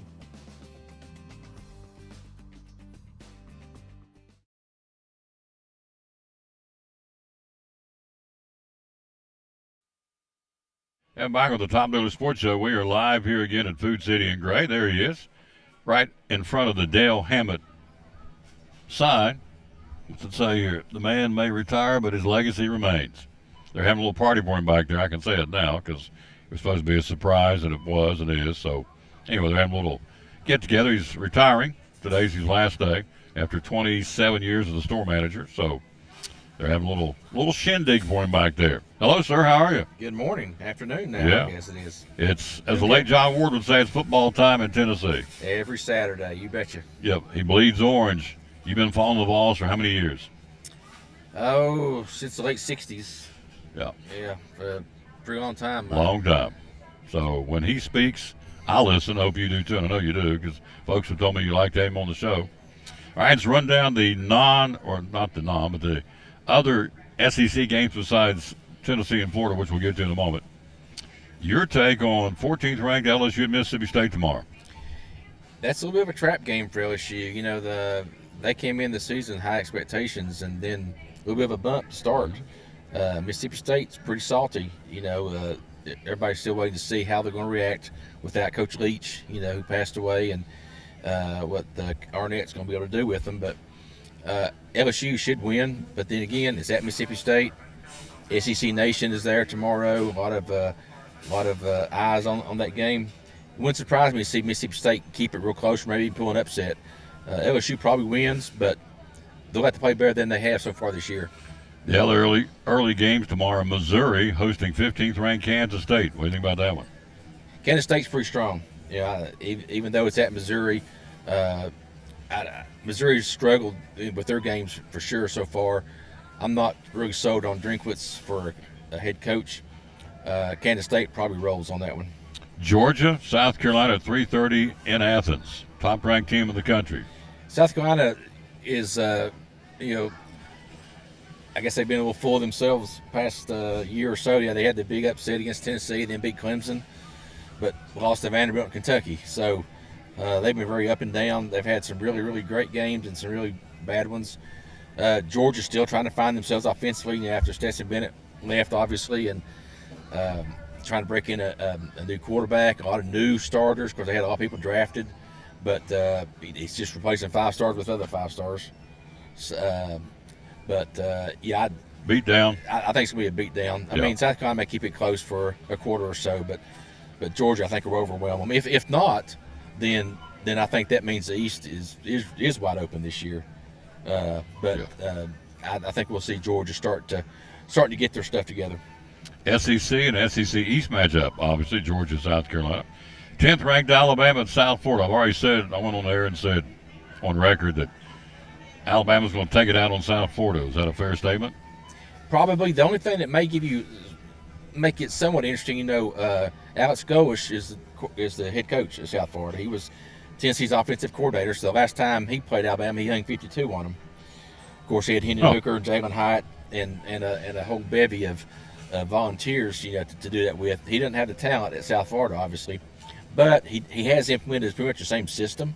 So if nothing else, it's probably give Alabama a little bit of dress rehearsal for Tennessee later as far as schemes and formats, formations and so forth. So we'll see. But no, I don't expect Alabama will have much trouble with South Florida. But it is down there. Give Alabama credit for going on the road to Tampa. You know, to a non-SEC team or you know, like a Power 5 type, non-Power 5 type team. I'll give them credit for going on the road and signing that contract with them. But Tampa's a very fertile recruiting area for Alabama as well. There you go. So there's a reason. There's a reason that they decided to go to Tampa and play South Florida. But it'll be interesting. I'm sure Golesh will pull out every play they can imagine against them. And we'll see if Alabama may still be licking their wounds a little bit from last week because they took quite a beat down in the fourth quarter against Texas. Got shoved all over the field, which is very uncharacteristic. They really did, for an Alabama team. It is. And so we'll see how much they're still hurting from that and how much they got their feelings hurt from that physically and or, you know, mentally, how prepared they are. I think it helps them probably going on the road. I think that's probably helps them to get into, you know, get away from the scene of the crime, so to speak, and do something a little different. So Alabama should roll with that, but it may be interesting for a quarter or so. Other SEC games tomorrow, Texas A&M losing to Miami. I called that one last week. The Aggies, I'm telling you, Jimbo's in, I would think, in hot water out there at College Station. That's me talking. They have University of Louisiana Monroe. That'd be Jace and the boys, Willie from There you go. Duck Dynasty. There you go. And Cy and the boys, that's their school. If they had Cy coming up for quarterback, maybe they might have a chance with A&M. But Hey, Jack. Yeah, there you go. That's good. Anyway, they've got them. Should be a win by the Aggies, wouldn't it? It should be. But, like you said, A&M needs to get over the loss. It was a pretty bad loss for a lot of people predicted them to win last week. They didn't look all that great. Even in the loss, they didn't look very good, I don't think. So, they need to get well quick. They've got getting to the SEC schedule fully here in another week or two, and they got a trip to Knoxville here in about 3 weeks. So they're going to need to start getting some things better down there. Kentucky will be at home tomorrow night at 7 o'clock against the Akron Zips. Kentucky? Yeah, well, I say that. Akron's pretty feisty. They came in last year. Tennessee beat them pretty handily, but they were a feisty group in Knoxville last season, and it sort of reminded me a little bit of Austin Peay in terms of they sort of outmatched or whatever, but they played hard, picked some fights, started some scuffles, and trying to do whatever they could, to sort of change the mood a little bit. But Akron did that a little bit last year with Tennessee, so they'll probably go in there not intimidated at all by Kentucky. But Kentucky should win, pretty handily. But strange things happen in some of these non-conference games sometimes. But yeah, I think Kentucky will probably win. Auburn will host Samford tomorrow night at Jordan-Hare Stadium. Tigers? Oh yeah, that won't be a match there at all. Vanderbilt travels to UNLV tomorrow night to play in Allegiant Stadium where the Raiders, where they play. Vanderbilt or the Running Rebels out there? It's hard to pick Vanderbilt to win anytime, although they have won a couple already. But don't know much about UNLV this year. I know their counterpart there in Nevada is probably the worst team in power in the FBS perhaps. But UNLV, playing in that stadium, it may give them a little boost. Be hard for Vanderbilt to go out there and get a win probably. You have Arkansas in the SEC hosting BYU tomorrow night. So who gets that one? That should be a good ball game. BYU, I think, is down a little bit, though, from what they usually are. And Arkansas playing at home, BYU coming all the way across the country to play, across multiple time zones kind of thing. Playing at Arkansas. Arkansas probably wins that one, but, look for it to be a tough game. BYU's not really played that well so far this year. Got blown out there one game, so we'll see if they can match up against Arkansas, but if KJ Jefferson's on and their running backs are going and so forth, then Arkansas should probably handle that one at home. Ole Miss hosting Georgia Tech tomorrow night. That should be an interesting game. Ole Miss maybe has looked as good as anybody in the conference so far, to be honest. Kiffin's got them rolling pretty good down there. Jackson Dart's playing really well at quarterback for them. They've had a really good start to the season. It's at home, so they should handle Georgia Tech, although Georgia Tech they've changed their offensive philosophy. They're no longer, the option team and so forth. So we'll see how they can match up against an SEC school. But I say Ole Miss wins that one when they're at home. Reminding you tonight, no football game. We know the reason why. We'll be back in action next week at Sullivan East, but we will do tonight. The community-wide pep rally will stream it at 7 o'clock. The Betsy Band, the defending state champ Betsy Band, will be putting on their performance for the new program for this year. They come out with a new performance every year, new program, so they'll show that off tonight. Cheerleaders will be there, varsity and JV. The T.A. Duggar 8th grade band will be there. T.A. Duggar's band, 200 kids in middle school. And so the 8th graders only will be there tonight. So it's a free event. Starts at 7. I dare say it'll be done probably, about an hour, maybe an hour and 20 minutes. I don't know how long it'll take, but it'll be free. Be a great night for football. Great night for this event, too. So come to Citizens Bank Stadium in Elizabethton. Enjoy that tonight. It's a free event, and there'll be concessions, of course. So plan on coming there and spending some money and get something good to drink, and something cool to sip on, and something to hot dog, popcorn, whatever they got. And the place will be packed, I can tell you, in lieu of the fact that we don't have a football game. And by the way, Daniel Boone played yesterday, the suspended game from last Friday night, and Morristown West beat them 30-0. So. And I said it when we beat Morristown West a couple of weeks ago. It's a good football team. It's a good football team. They're the real deal. They're going to be tough to handle going down the road in 5A football. We're off again. The Cyclones we're speaking of until next Friday night at Sullivan East. All right, here we go. Want to get his take on what's going on down at the Swamp tomorrow night. They have won 9 straight in Gainesville. They've won 16 out of the last 18. since 2004. So there's the stats. Tennessee goes in with some momentum. Florida's 1-1. They lost to Utah and beat McNeese State. The Big Orange 2-0, beating Virginia and beating Austin Peay. Take it away, sir. Set it up. What goes on? What's the keys? What's it going to take for Tennessee to snap that 9-game streak? Well, the good thing about it is that, none of the, hardly any of the players or the coaches obviously were around for those 9 games. They've sort of had a snapping clear time kind of mentality in terms of not worrying about history. They didn't worry about Alabama last year. They won 15 in a row against Tennessee. And I don't think they're going to worry that Florida has won 9 in a row. Down there, you look at how a lot of those games have gone. Tennessee's had a better team a number of those games and just have not been able to win. You think about the Hail Mary at the last play, that they threw it about 60 yards in the air, and Tennessee let a guy get behind them for the win. You think about the 4th and 17 or whatever it was. They threw the little out pattern, and Tennessee's 2 defenders slipped or whatever, and Callaway went 80 yards or 75 yards for a touchdown to win the game. You think about all those odd way. They beat Tennessee 10-9, I guess in 2014 up in Knoxville, when Tennessee had 9-0 lead late in the game, and Florida scored a touchdown to kick a late field goal to win 10-9. So there's been a lot of times where Tennessee's probably had a better team. They just not played as well against Florida. Florida seems to play their best game of the year against Tennessee. They have historically for a long, long time. Maybe that goes back to the Spurrier days, him being from Tennessee and all that kind of stuff. But even after Spurrier, they seem to play their best game of the year against Tennessee. And then, last year they played really good against. They lost. Tennessee won, but they played really good against Tennessee. Then they played good really the rest of the year. So, all that being said, Tennessee will just have to go down there and just stay focused, and and not let the mental side of it get to them. If they get behind early, if they happen to drop behind by a score or so, stay focused. Tennessee's got a good run defense.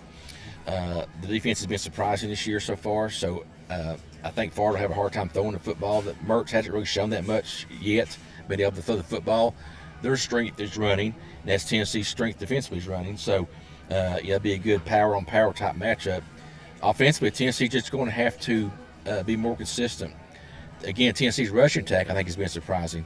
You got 3 running backs, been very, very good. Jalen Wright, 2nd in the conference in rushing. Jabari Smalls, 5th in the conference in rushing. And Dylan Simpson scored 4 touchdowns against Virginia. So they got a 3-headed monster there at running back, and all 3 backs are pretty solid. Jalen Wright's really come on this year and has been running the ball very, very strong, breaking a lot of tackles, and we know he's got good speed. So look for Tennessee to run the ball a lot. And if Austin Peay and Virginia is the indication, they're dropping back. They're not going to give Tennessee a deep pass. They know Milton can throw it, obviously, a country mile, but they're taking away the real deep passes, and they're giving a lot of underneath stuff. That's why against Austin Peay you saw them just throw a lot of outs, because those were the passes that were open. They were dropping back. They were not going to let the receivers get deep in patterns for them.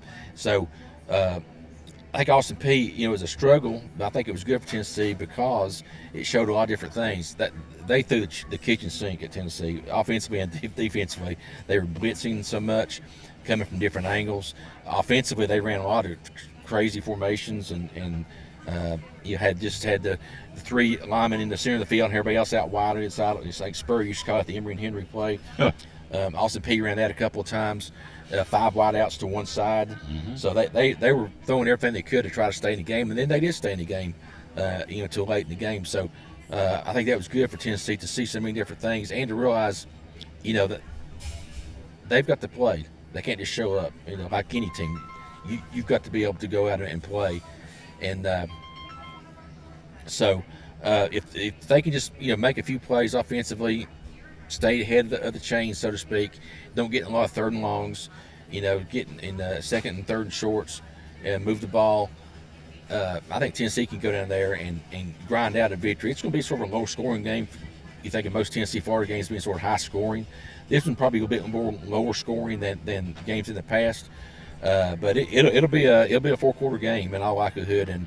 But Tennessee, if they go down there and play, don't turn the ball over. We talk about turnovers all the time. That's the biggest maybe single factor in a football game is turnovers, and they've not turned it over this year very much. So that's been a good sign. But if they get in there and play mistake-free football, don't turn the ball over, I think they'll come out of the swamp with a victory this time.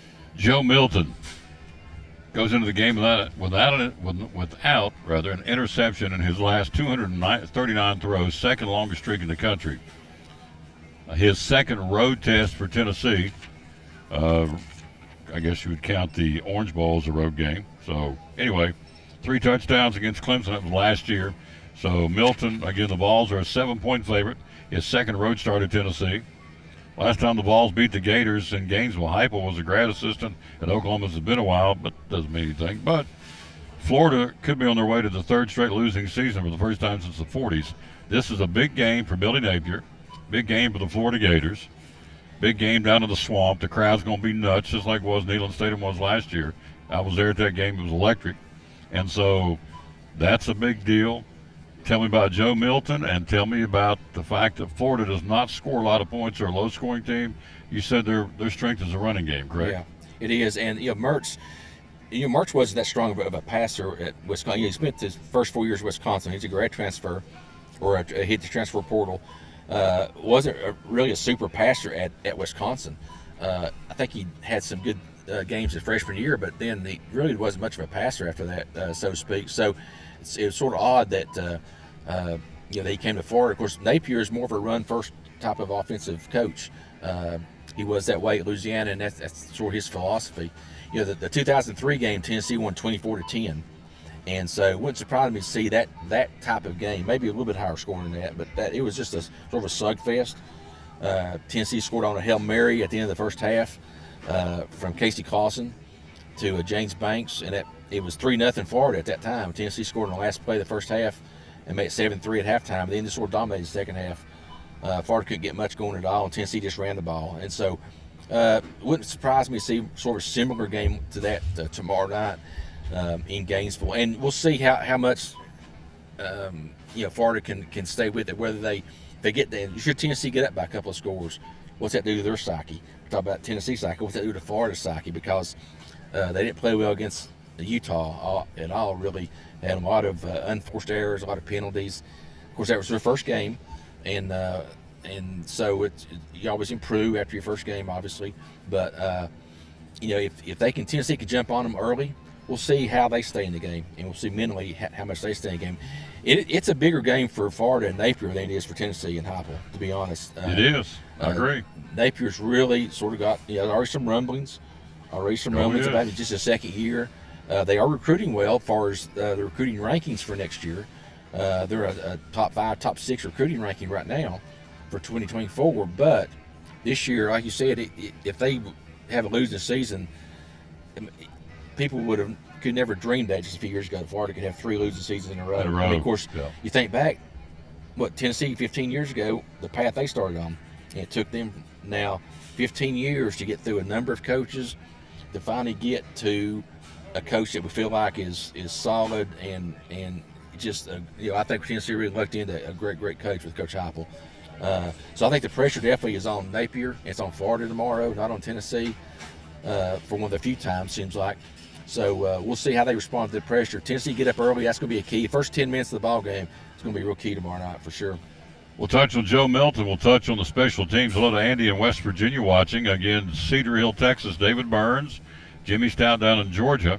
Inez Burton here in the Tri-Cities. Hello, lady. And Teresa Tig and Patsy Lyons. Always want to say hello to our out-of-towners. Also want to say always say hello to our locals, too. We appreciate both segments of our listenership, no question. So Joe Milton, we'll go back to him.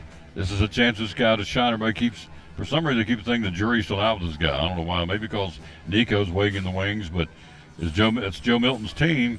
Does this guy got the oomph, if you will, to lead him to victory? He does.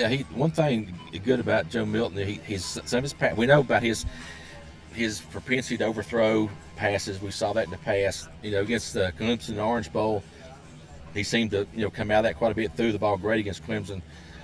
Has not thrown the ball great this year. He threw the ball good against Virginia, but not so good against Austin Peay.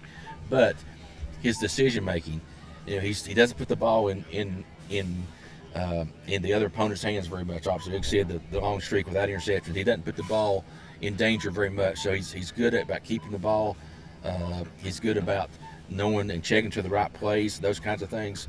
So his leadership has been good. Now, if he can get those spot passes, the crossing patterns across the middle, if he can dial those in a little bit, Tennessee's a very, very dangerous offense. How good is Florida's pass rush? It'll be solid. It's not as good as in past years. And don't know if Cooper Mays is going to get to play or not. There's a lot of speculation that Cooper Mays will be back and be able to play tomorrow. Of course, he's been out the first 2 games and the last part of fall practice, followed up his surgery. But if he's back tomorrow and is able to go, and they're not going to let him out there if he's not full speed. So if he's back tomorrow, he's full speed. Big difference for them on the offensive line. In the literal sense. In literal big sense. Guys, because that puts Ollie Lane back at back at left guard, and then it really solidifies that offensive line much more so. They rotated people at center for the first 2 games, and it's gone okay, but it's not gone great for them. The offensive line's done well in run blocking, particularly. Not as good at pass blocking as they've been run blocking. Milton was flushed a few times against Virginia, and a few more times against Austin Peay. But if he can, like you said, if he can play under control and just make a few good passes, Tennessee's offense should start clicking, and with the weather running the ball too. And we'll see what the weather's like. I don't know. A lot of times at Florida it's raining this time of year. Don't know what the weather's going to be like tomorrow. I've seen a couple different forecasts for 20% chance of rain or 40% chance of rain, so I'm not sure what the latest is on that. We'll look at it right now. So tell me how big the swamp is, the crowd tomorrow night. Take them out of the crowd, take them out of the game quick. That's if you can do that. If you can jump on them early, you'll take them out quick. I think there's sort of a emotionally they're sort of a fractured group right now, not knowing really what's going to happen after the last 2 years, and then getting beat by Utah to start the season.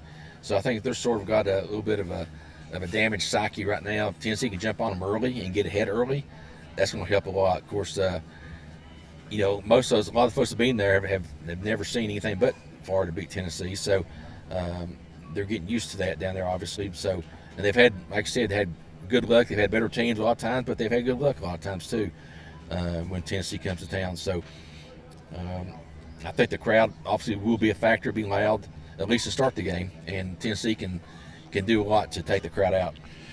Here's the Gainesville forecast. While he was looking or talking, I was looking. 50% chance of rain tomorrow. Scattered thunderstorms in Gainesville, high of 84. Winds 5 to 10. Tomorrow night, which is kickoff at 7 o'clock.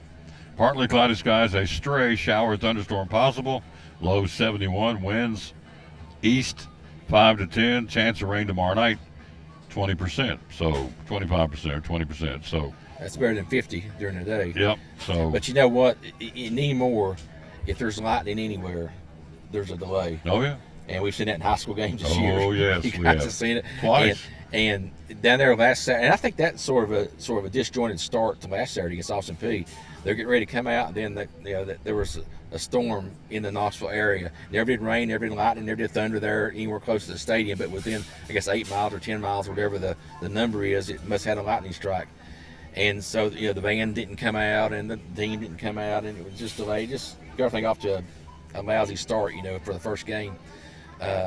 So that could have a factor tomorrow night too. If you think about a big delay, if should one team or the other get up early and have some momentum, then a storm come through and have to sit for an hour. What does that do to either team? On the flip side, Virginia Tech last Saturday, I don't know if you saw that, they had a 5-hour rain delay. Isn't that crazy? It rained in Blacksburg 4 inches. They played Purdue. 4 inches of rain.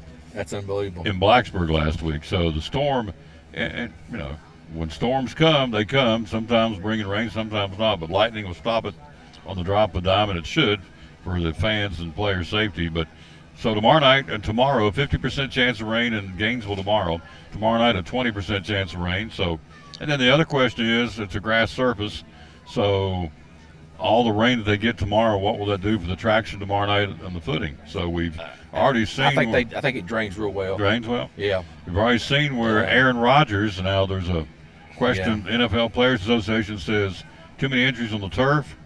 Rodgers tore his Achilles tendon, he's out.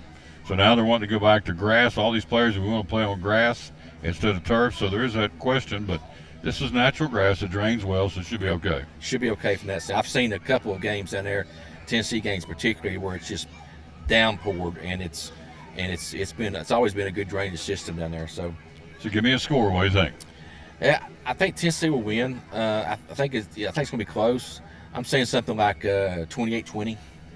I said 28-21 last night. So yeah, I think 28-20, 28-21, somewhere in that range. There's about a 6.5 point favorite. That's probably about what it will be. Now, again, a turnover or two. You mentioned special teams a moment ago. You know, a special team touchdown by either team could shift the game. Obviously, D. Williams, you know, he might punch to D. Williams. You're taking your life in your hands on that deal. He's going to break one this year if people keep kicking to him. He's an excellent punt returner. Tennessee's had some trouble punting. The new punter, Jackson Ross, he's an Australian football guy coming over here, can kick with either leg. And oh, really? Yeah, and so sometimes he'll kick with right, sometimes kick with the left. That's pretty cool. Now, in practice, he booms the ball and places it, you know, but in games, he's had the game sort of get to him a little bit, the stage fright a little bit. And going down there, that's going to be 1-2, but they have a lot of confidence in him. And hearing some of the players talk, they have a lot of confidence in him. They see him in practice every day. So I'm just waiting for him to really start getting in a groove and start kicking the ball and being a real weapon. Place kicking has been solid so far for Tennessee. The Charles Campbell, the transfer from Indiana, has been very solid so far in field goals and extra points. So no issues there so far. But you know, a game like this, you know, a block kick, always a big play. Special teams, you know, could mean a huge turnaround, momentum shift in this game, a kickoff return, anything. I mean, these are the kind of games where, in the old adage, you know, 1 or 2 plays can make the difference. Can make a close game be a three score game, or vice versa. So, you know, we'll see how it plays out. But again, it's like any SEC game that you play. You got to avoid turnovers, avoid mistakes, not get emotionally psyched out. You know, snap and clear. If you had one bad play, then you can't do anything about it. Let it go, and you just got to move on and just play your game. And I think Tennessee fans have a lot of confidence in Coach Heupel to call a good game and to try to put the team in a good position as they can to win. 7 o'clock tomorrow night at the Swamp. Thanks for coming by, sir. Appreciate yes, sir. you. 28-20 is what you got. I got them 28-21. Tennessee to win. So we'll see. The Gators will be ready to go. Put the chomp on them down in the Swamp. We'll see what Tennessee can do against that big crowd and a big football game tomorrow. Hat, old style hat from the 80s. Yeah, I like that. Johnny Majors style hat. I like that a lot. Retro. Go Vols. Go Vols. Quick break. We'll be right back. Big Daddy Dale's in there for his final visit. The boy's retiring. We'll check in with him one more time after this. Thanks, Jeff Beverly, for coming by. Yes, sir. Tom Taylor Sports Show at Food City and Gray. It's a 3-story antique mall, huge. We have like over 50,000 square feet and over 50 different vendors, all kind of with their own little niche. It sort of feels like walking back into the past. Amen. You can see things from all decades. We have glassware and kitchen things, and then we also have tools and jars and bottles and lots of sports memorabilia. Even the local Elizabethton, some of the local guys who were here, Jason Witten, there's some of his cards and different items in there as well. Hours are open at Duck Crossing. We're open 11 to 5:30 Monday through Friday, and then 10 to 6 on Saturdays. We stay open later whenever they have the car shows on Saturday nights or for the First Friday events. Yep. Social media, how do we find you? We are on Facebook at Duck Crossing Elizabethton, and then on Instagram we are Duck Crossing Antiques. Yep.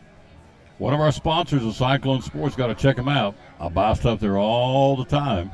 Misty Counts and the good folks at Duck Crossing Antique Mall in downtown Elizabethton.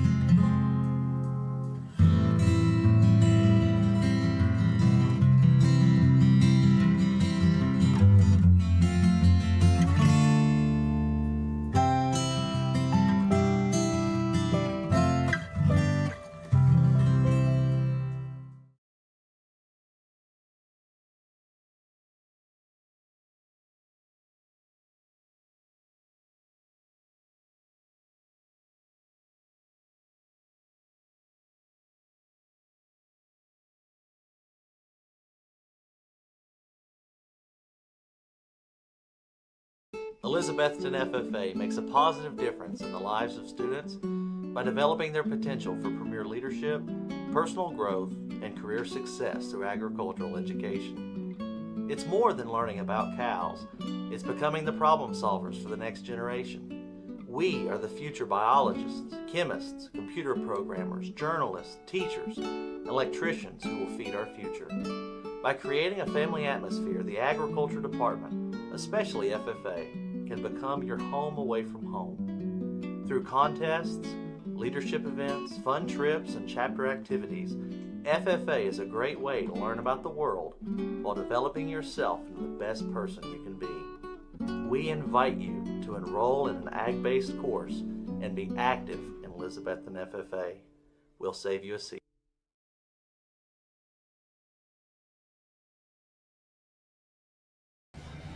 Back with my buddy, Big Daddy Dale. Did I get your name spelled right? Hammit. T. 2 T's, sir, please. Last day, I don't get it right. Yeah. Hold on. Yeah. We do this every time. Yeah, we do. All right. There you go. Space it. All right. There we go. He's in now. Well, did you have a little shindig out back for you? Yeah, they got it. Yeah. Your mama came? Mama came, yeah. Yeah. Got a lot of people back there. Yeah. She's still something to eat. She's still here? Yeah, she's still back there. Well, what's on grub back there? What are we eating? They've got some chicken salad croissants. They've got some sandwiches. They've got cupcakes, cake. There you go. All kinds of grub. You like people making a fuss over you? Not really. But okay. I'm dealing with it. Yeah, I know. You're dealing with it because it's their way of saying thanks. Yep. 27 years is a long time, sir, to be anywhere at one place. In this case, being the point person of a big store, one of the biggest stores, size-wise, one of the biggest stores in the chain, isn't it? Pretty much, yeah. Yeah. So it's not like, I mean, a lot of responsibility is my point. A lot of people got to be in charge of on any given week. I've never asked you this. How many employees ballpark do you have? About 170. So 170 people he's in charge of, and he's the store manager over, so it's a big deal. So he's riding off into the sunset. And does Mama have a list for you already? Already, yes. Growing every day. A little honeydew list? Honeydew. I love it. That's it. So where did you start, Food City? Where's your first store? The old Euclid store in Bristol. In Bristol? Yeah. And you started in what position? Assistant. Bag boy? No, I was assistant. Assistant? Yeah. Walk right as assistant. There you go. I had about 15 years experience when I came. Right, okay. Yeah. Some of the folks have worked their way literally. They started as a bag boy or and worked their way up. I started out as part-time produce in 82. I had to go home and ask my mother what that meant. I got a job as a part-time produce clerk and didn't know what that meant. So she told me I'd probably be working with the potatoes and the bananas. With the fruits. Yep. So that's where perfect. I started and just kind of moved up through the years. Yeah. So, which is perfect for Dale to be working with the bananas. That is right up his alley, trust me. Bananas, and the fruits nuts. and the nuts. Yeah. The nuts. I knew that was coming. Oh yeah, the nuts and the fruits and the nanners in the produce department. So it is a tough job as a store manager. You know, it's rewarding because all these folks appreciate what you do to get back to the community, but it can get hairy at times too, can't it?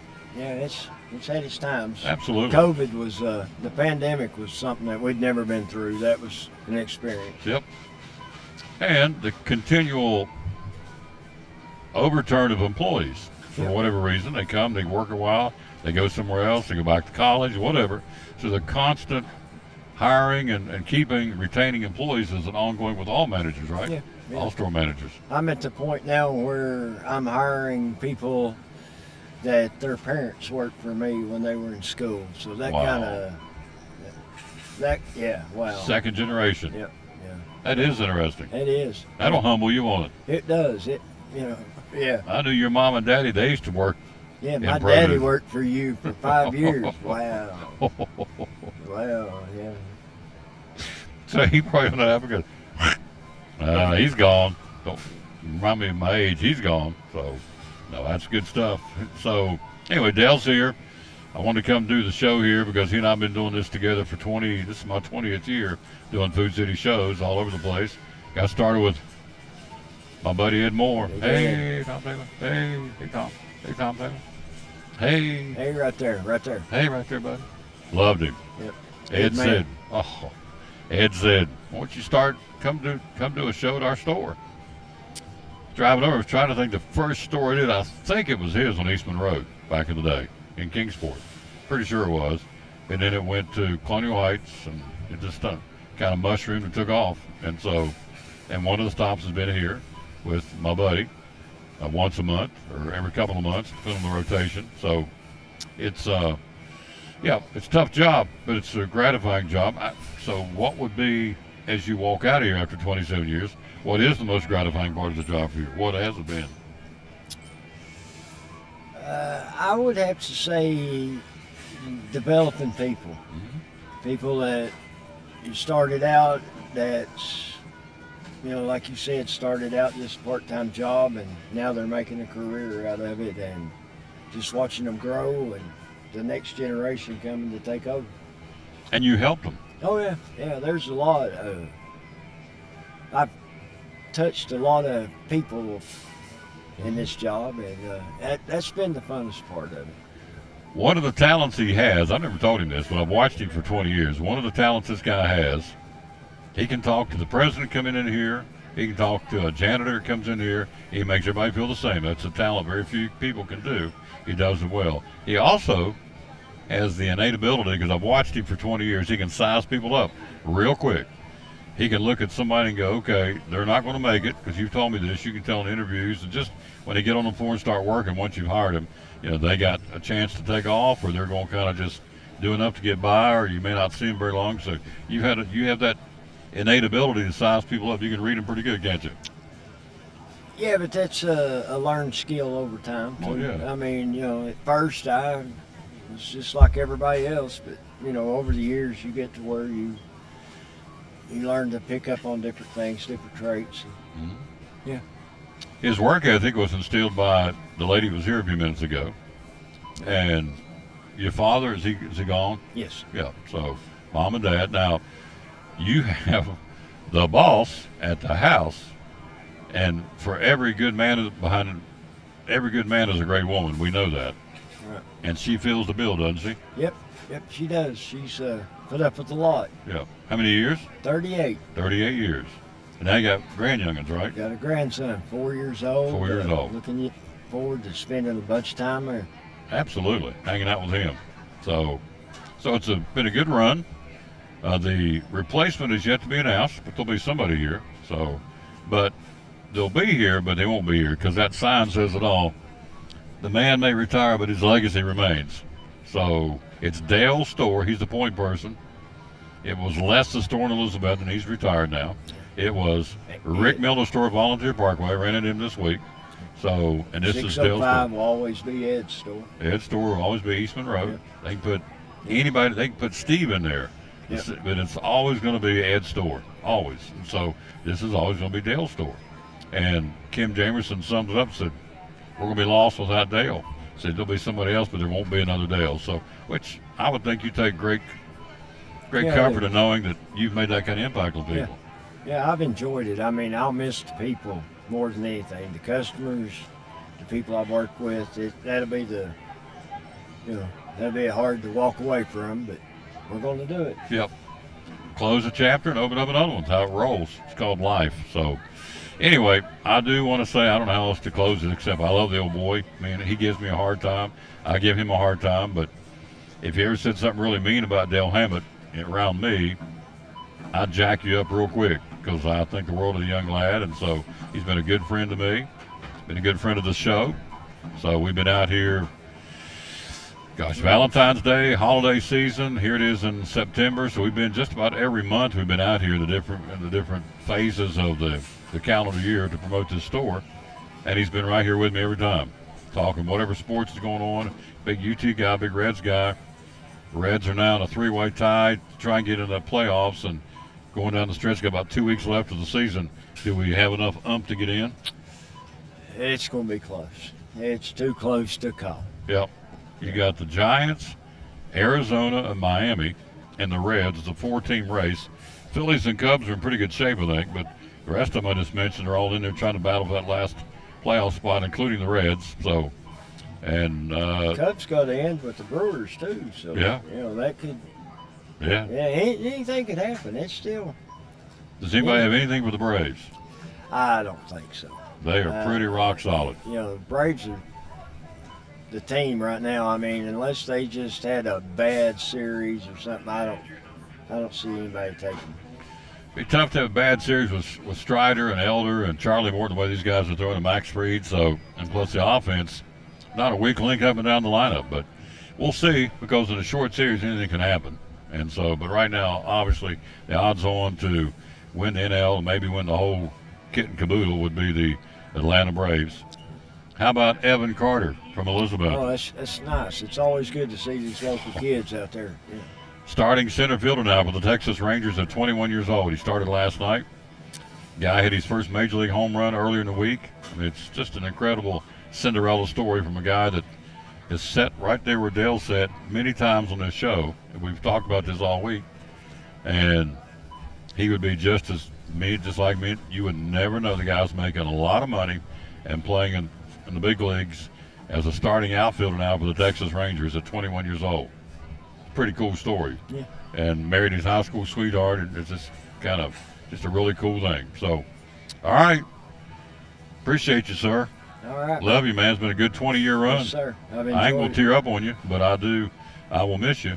It's the old adage, you never know how good the water tastes till the well goes dry. When he's not here next month, there'll be a new manager, but it ain't going to be him. It won't be Big Daddy Dale. The only man I've ever went to do a live broadcast. Man, I need something to drink. I've got just a thing for you. Warm water, baby. He goes back in the warehouse and gets there's a buggy back there of, what's the name of the water, Top Value or whatever it is? Yeah, it's That's Smart. That's Smart water. Yeah. Brought up and set it down. It's warm. Well, where'd you get that out of the buggy back there? He said, anything for you, big guy. I said, okay, Nothing all like right. a good bottle of water. Are you feeling the love now, Tom? Oh, I do feel it, yes. So, anyway, thank you. Thanks, brother. It's been a great run, sir. Yes, sir. I like the boy a lot. I'm just going to tell you that. We'll take a break. We'll be right back after this in Food City, and we'll say goodbye and get ready to roll on the Tom Taylor Sports Show. We're all picky about our produce, and whether you're a thumper, a sniffer, a squeezer, or just plain particular, we promise no one is more picky about produce than Food City. That's why we're introducing our Picky Promise. Whether it's from farms down the road or tropical produce from the ends of the earth, we guarantee it's fresh or we'll replace it. You see, we're picky about produce, so you don't have to be. Behind every Food City meat and seafood counter is a highly trained, certified butcher that can offer seafood meal prep, suggest the perfect sides to pair, and even steam and peel your shrimp. All at no extra cost. In fact, you'll be so impressed with our butchers, you'll be asking yourself, what can't they do? I bet he'd be great at helping with the laundry. Okay, well, maybe not that. But at Food City, our butchers make almost everything better.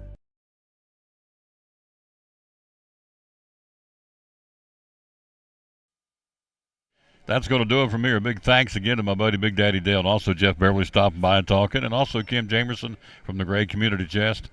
Back at it tonight. We'll get started at 7 o'clock. No football game, but we are going to do the community-wide pep rally in Elizabethton with the Betsy Band, the defending state champ Betsy Band. They're going to put on their new performance for the new competition season. It starts at the end of the month. We'll get a chance to see that. We're going to stream it for you on Facebook and YouTube. Again, one more time, the Facebook and YouTube folks sent me the information the other day. 16. Again, I'm not telling you to brag on me, so don't take it that way. I'm telling you to brag on you, because 16,789 of you across 14 states watched that football game Sunday afternoon, Friday night and Sunday, the combination, because of the fact that, we had to rain out and all that, so the lightning storm and so have you. So, again, big thanks. 16,789 of you all in 14 states watched that football game. I can't thank you enough. So I can't thank this guy enough either. So rejoining you at 7 o'clock again for the pep rally. The band's going to be here, the cheerleaders, JV cheerleaders, the T.A. Duggar 8th grade band members. It's going to be a night to celebrate, again, in lieu of the fact we don't have a football game, and so we'll do that tonight at 7 o'clock, and we'll do it again at Citizens Bank Stadium. Hope you'll join us. So we'll wrap it up as we always do with the verse of the day. We always dedicate our show to the man who hung on the cross. Unashamedly do that. This ain't about me. It's about him. I'm just passing through. I'm one heartbeat away from checking out of here, and you are too. And you can say what you want, but it's the way it is, and you know that, and I know that. So I want to give him props. Here's the verse. Psalms 103 says, "Know that the Lord is God. It is he who made us, and we are his. We are his people, the sheep of his pasture." Psalms 100, verse 3. That'll do it. Again, from here. Well, we got to stop meeting like this. They're going to start. We're on the area. We're going to stop meeting like. They're going to start talking. How you doing, ma'am? There's one of the nicest ladies in the world right there. She is top shelf. Miss Bear. There you go. Donna Bear's in there doing a little shopping. Nice lady. Out of time, we sincerely thank you for yours. Wrapping up show number 1,929. They said it wouldn't work. We'll rejoin you tonight, 7 o'clock from Citizens Bank Stadium with the pep rally.